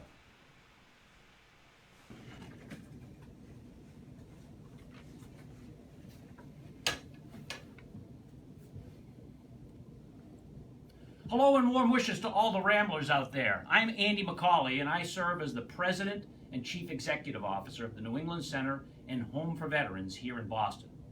I'm here at the center today with our staff of committed professionals who work very hard to safeguard the health and well-being of veterans and enable veteran success. I want to thank all of you for your engagement and participation with this year's virtual Ramblethon. It is certainly different from the rambles of previous years. However, the positive energy remains the same, and that has certainly not waned. Through your support for this year's Ramble, you assist the Center in serving veterans who seek support here, and you provide our staff the tools to assist veterans in finding and establishing a home of their own and regaining their independence and dignity. I want to specifically thank our longtime friend, Adam Ezra, all the Rally Sound volunteers, and of course, the many amazing artists and bands who are giving of their time and talent today. I know that there are a lot of other outstanding community organizations represented through the Ramble engagement. A shout out and thank you to everyone. We are so grateful for your support that is helping to ensure that we can continue services despite the COVID-19 public health emergency, and put in place the additional protections and measures that are necessary to protect the health of veterans. I'm sure that everyone would be much rather at the beach in Salisbury this year, but we are so thankful that you are at your computers today to be with Adam and to support the center. I know you'll enjoy the music, and look forward to seeing Adam and all of you, at least virtually, this evening at 7 p.m. Thank you.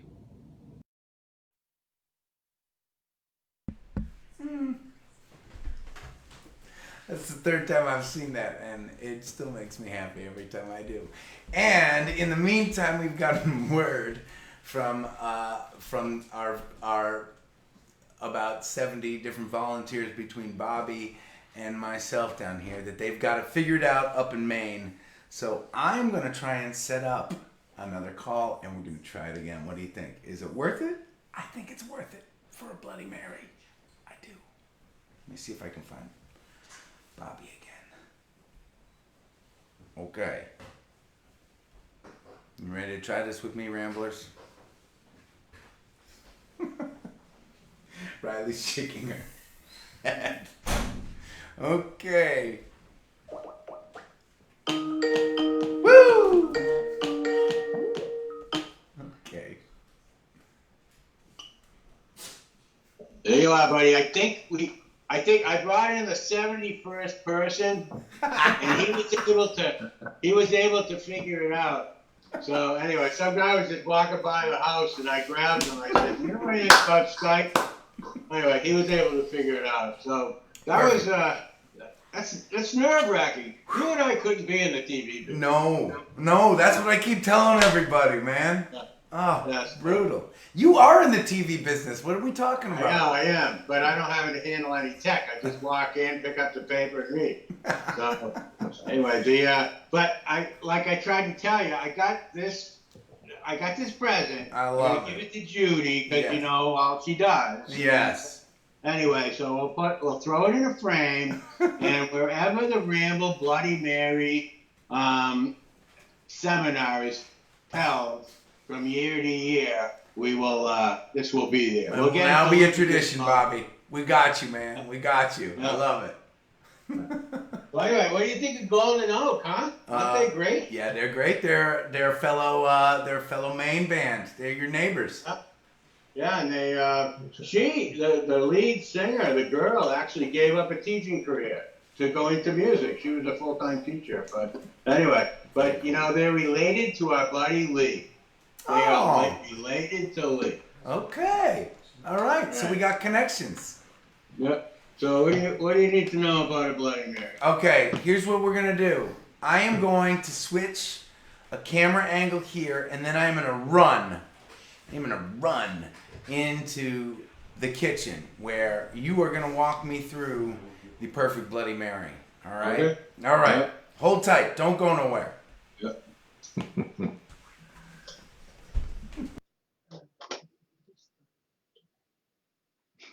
Hi, Riley.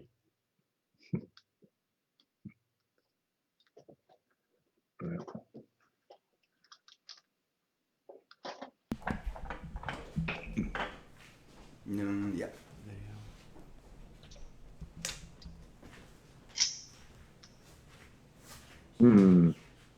I got you. Do you have the Mac Touch? I do have the Mac Touch. And then the microphone? Yeah. You're the best, man. Thanks. That's the problem. We got PCs up here. Can you hear me and can you see me, Bobby? I can't see you, but I hear you. You can't see me. You can't see me at all? Nope. No, we're seeing. You can see Riley. You're seeing Riley. What are our Ramblers seeing, Riley? They're seeing you and Bobby.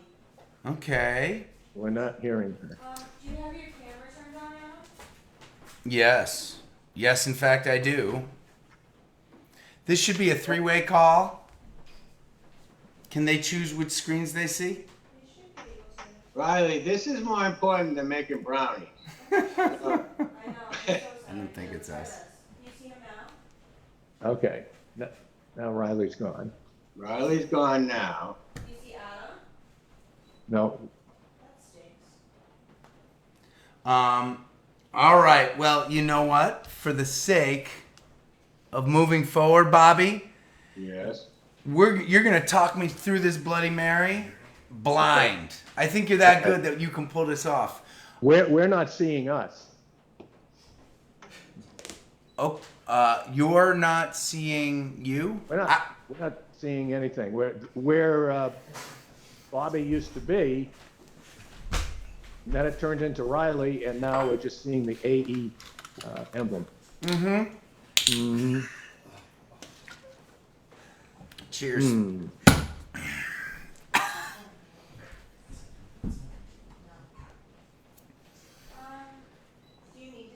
Maybe Bobby could drive down there and do a Bloody Mary.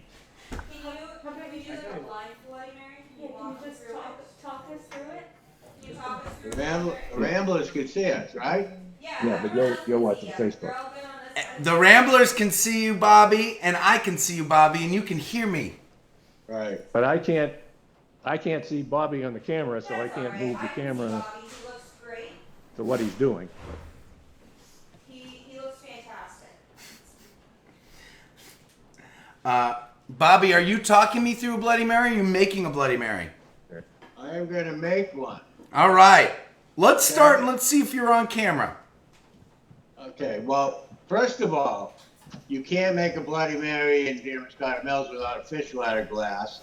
And my friend Dave here, the engineering whiz that he is, he figured out that if we put a piece of paper behind the fish, we can see the fish from the fish ladder. See?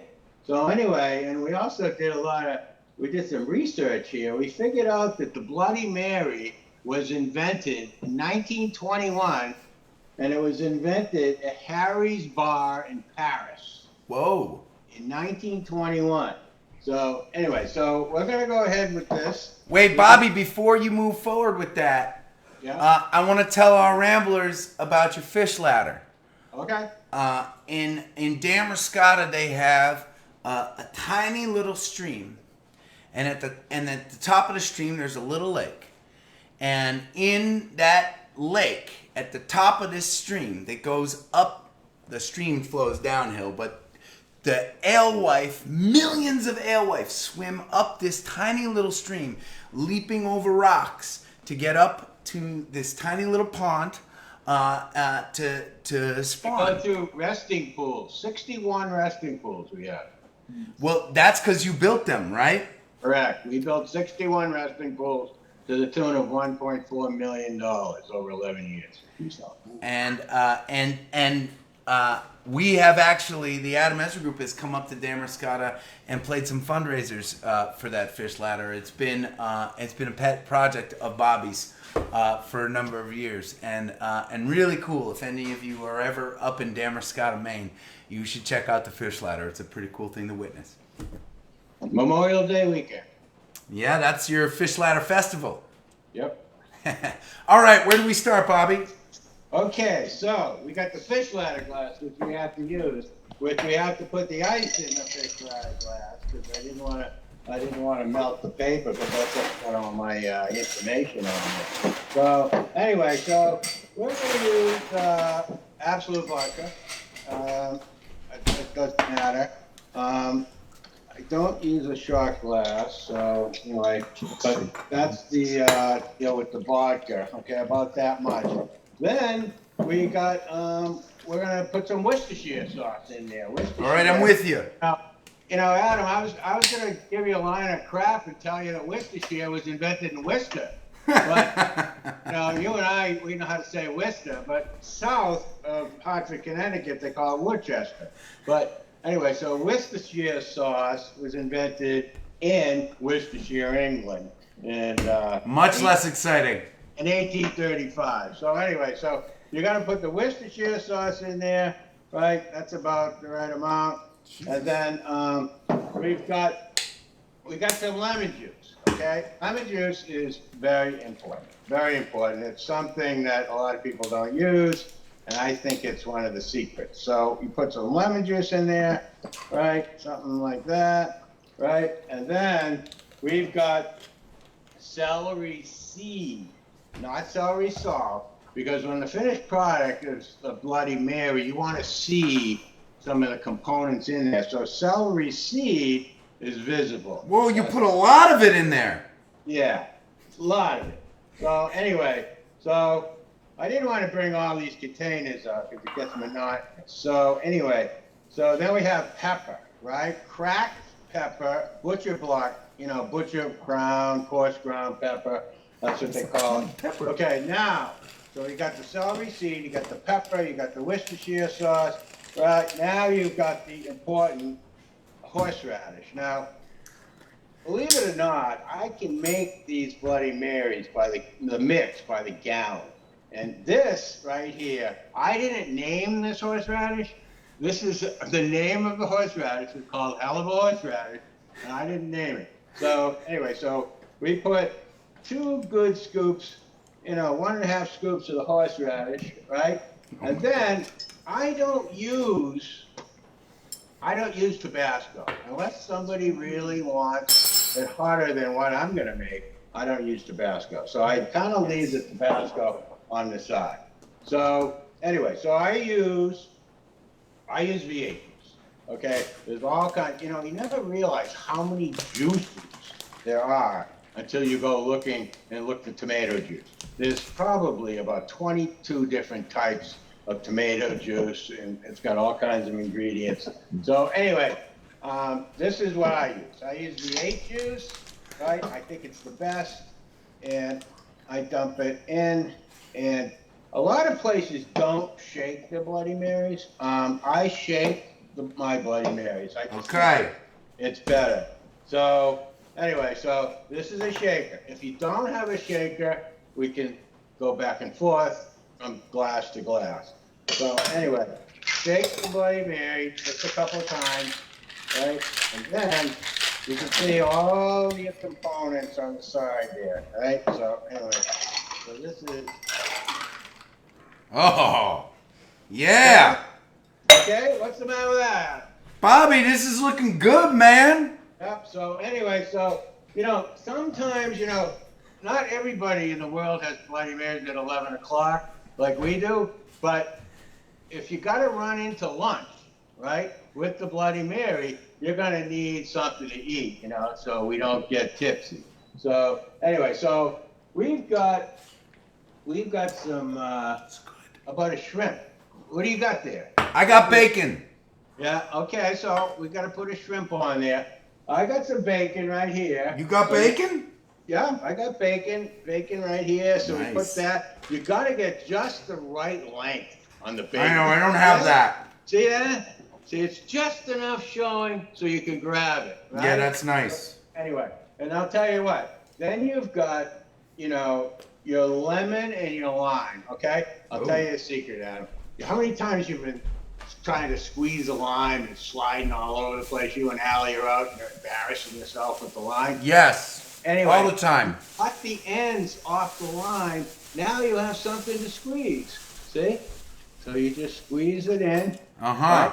So you don't want to get into squeezing when you make a slice, and the slice sits it right on the edge of the glass. See that? I see that. And you don't have to get into Yeah, I like that. Bobby, is it need to be a lime or can it be a lemon? Well, if you happen to have a lemon, which I have right here, you can put that on the side, right? Look at that, beautiful, straddling the bacon like that. Isn't that something? So, anyway, I'll tell you, when you told me to do this project, the hardest thing for this project was trying to find celery that had bushes on the end of it. Yeah. Right? So anyway, I went to the farmer's market. I went down there. I went to 3 different farms. No celery with leaves on it. Really? Then we have a health food store here, so I went to the health food store and I found. Talk about overkill. I mean, the girl at the cash register thought this was parsley. So I had to correct her because I'm such an honest guy. I had to correct her and tell her it was celery. But anyway, so this is important as far as the garnish goes. But you do have to trim it down. You do have to trim it down to make it fit the glass. So this is what we got. So this is perfect Bloody Mary for the Ramblethon. Woo! Yo. Done. Bobby, I could almost perfectly follow you from over here. Yeah. Yeah. Thank you for the lesson. And thank you for your friendship. I'm so glad that you could come and hang with me today, brother. Thank you for all you do. Much love, man. I'll see you up in Maine soon, okay? Yep. Cheers. Hi, Adam.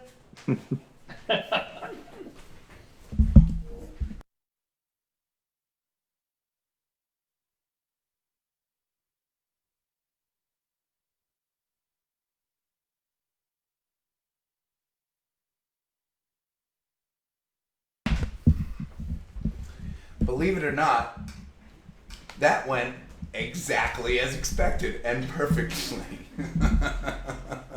Thank you, Bobby. That's awesome. Oh, my Lord.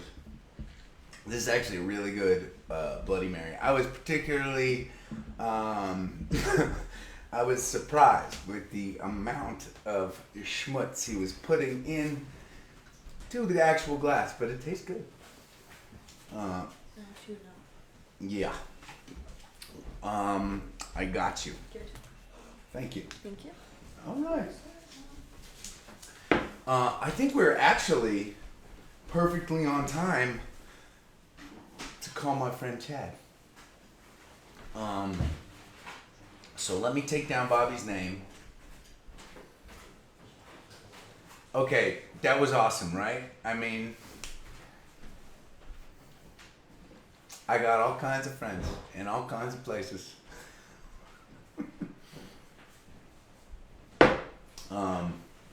Okay. We should call Chad before I get too sloshed. Let me set it up. I'm getting better at this. Yeah, sort of. Oh, here's Chad.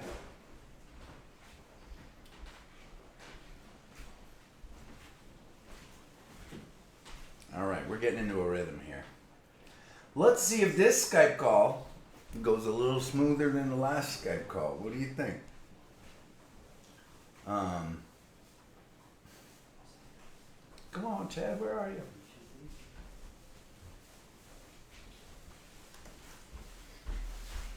There you are.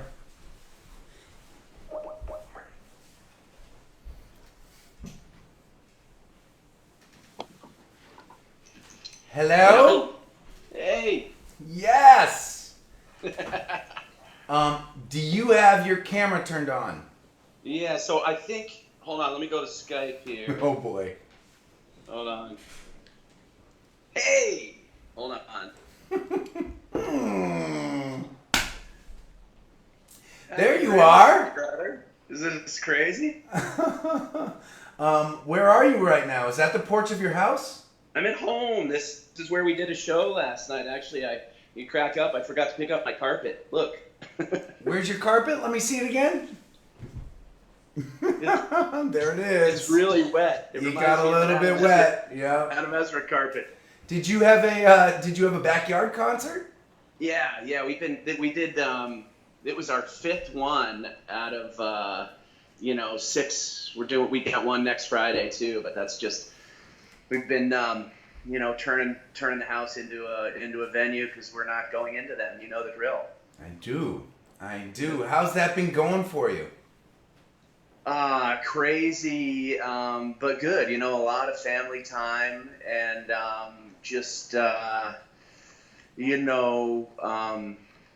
and less gigs. Less traveling. Well, you are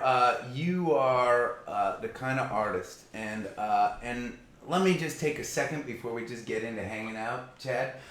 Ramblers, this is our friend Chad Hollister. Chad has been a friend of the Ramble for years and years.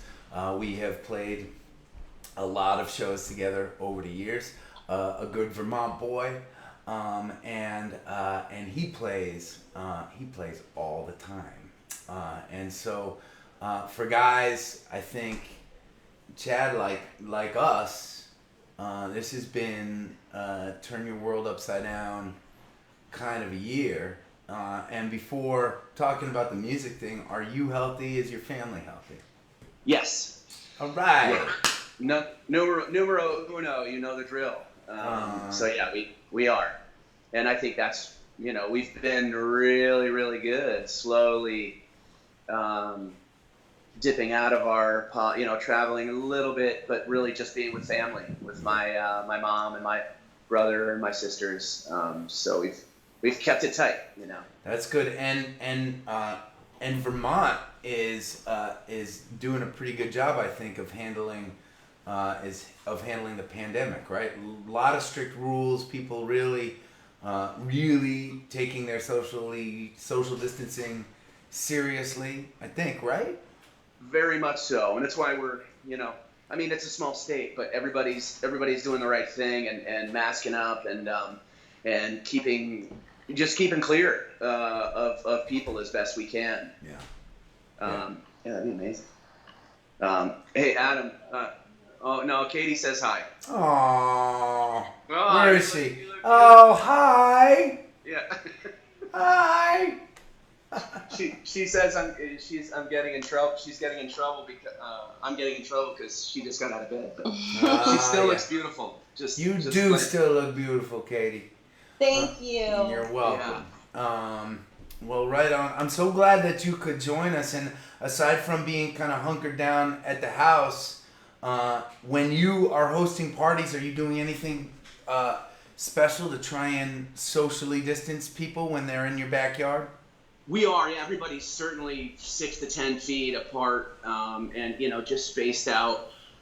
Really, right behind me. This is I showed you our stage right here. Yeah. And folks, we got these tiki torches, so it's all lit up nicely. It's interesting because it's starting to get darker quicker. So last night it was as we finished, we did a 6 to 8, but it was dark, and I had our lights here coming down on us, and you wouldn't have seen us had we not had our lights. But people have felt really safe. We've limited it. Our top number has been 40, but last night we probably had about 30 people here. And we could easily fit 100, but we would never do that. A, just because it's too many people, and B, we don't have the parking. So right. Well, it's people have been incredible. It's pretty cool to see artists and venues and music activists figuring out ways to innovate during this time in order to continue to be able to share live music. I love that you're doing that. I couldn't picture you not playing music for an entire year for people. Well, it's too big a part of you, I think. Well, you either. And just on that note, we've been following the gatherings, and just you blow me away in so many ways. But just at 150 and still going strong, and every night at 7 p.m. I don't know how he does it. I don't know. I think it's a big deal when I'm close to home 3 nights a week during this time, and you're just so it's been so great getting to know you throughout the years and what you do for our veterans, and we have so many mutual fans that really is thanks to you. I've turned a few people on to you that didn't know you, but mostly I remember when we were having breakfast at the Skinny Pancake here in Montpelier after we did some songwriting together, and some guy comes up and says, "Hey, are you Adam Ezra?" And I'm like, yeah, he's my friend. Yeah. Gave you a good story about one of the shows he had been to, but I just think it's awesome. This Ramble is such a great thing. And year 11, we've met so many great friends. I see, of course, local friend Steve Hartman on this year. Yeah, Will Evans, he killed it last night. Oh, nice. But Will, who's been become a friend, opened our Barry Opera House show, and he's got roots here in Vermont. Amazing musician, big fan of his, and of course, gosh, I'm totally blanking on his name, but amazing musician. That Michael Geegan toured with. What is his name? This is horrible. Well, that's okay, because we got lots of people here throughout the day and coming up that I'm sure you've crossed paths with. New England is a small enough pond that you probably know most of the artists that are playing here in one way or another. And mostly I wanted to make sure that I was letting you know how much it means to me and all of us that you made a video for us. to play, and that we get to share your music with our community on this important day for us. Yeah, well, it's an honor, for sure, man. I just love your passion for music, and I always appreciate it when our paths cross. And just, you know, our mission, I think, is so similar in different worlds. You do amazing things for so many different people and are there for your fans in a way that I think is really special. And I think we try and do that too, to have people realize that we're not these rock.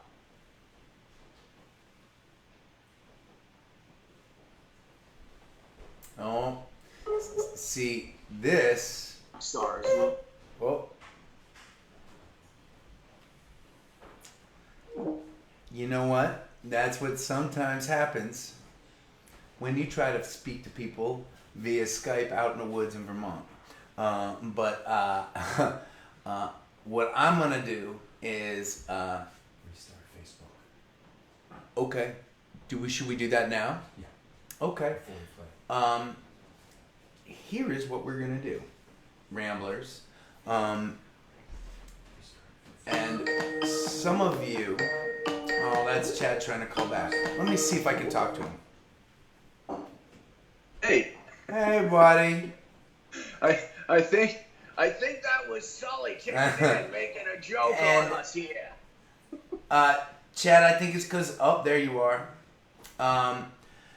We are just about to refresh our feed and play your concert. So it was not the worst timing. Although I was sad not to get to say goodbye to you.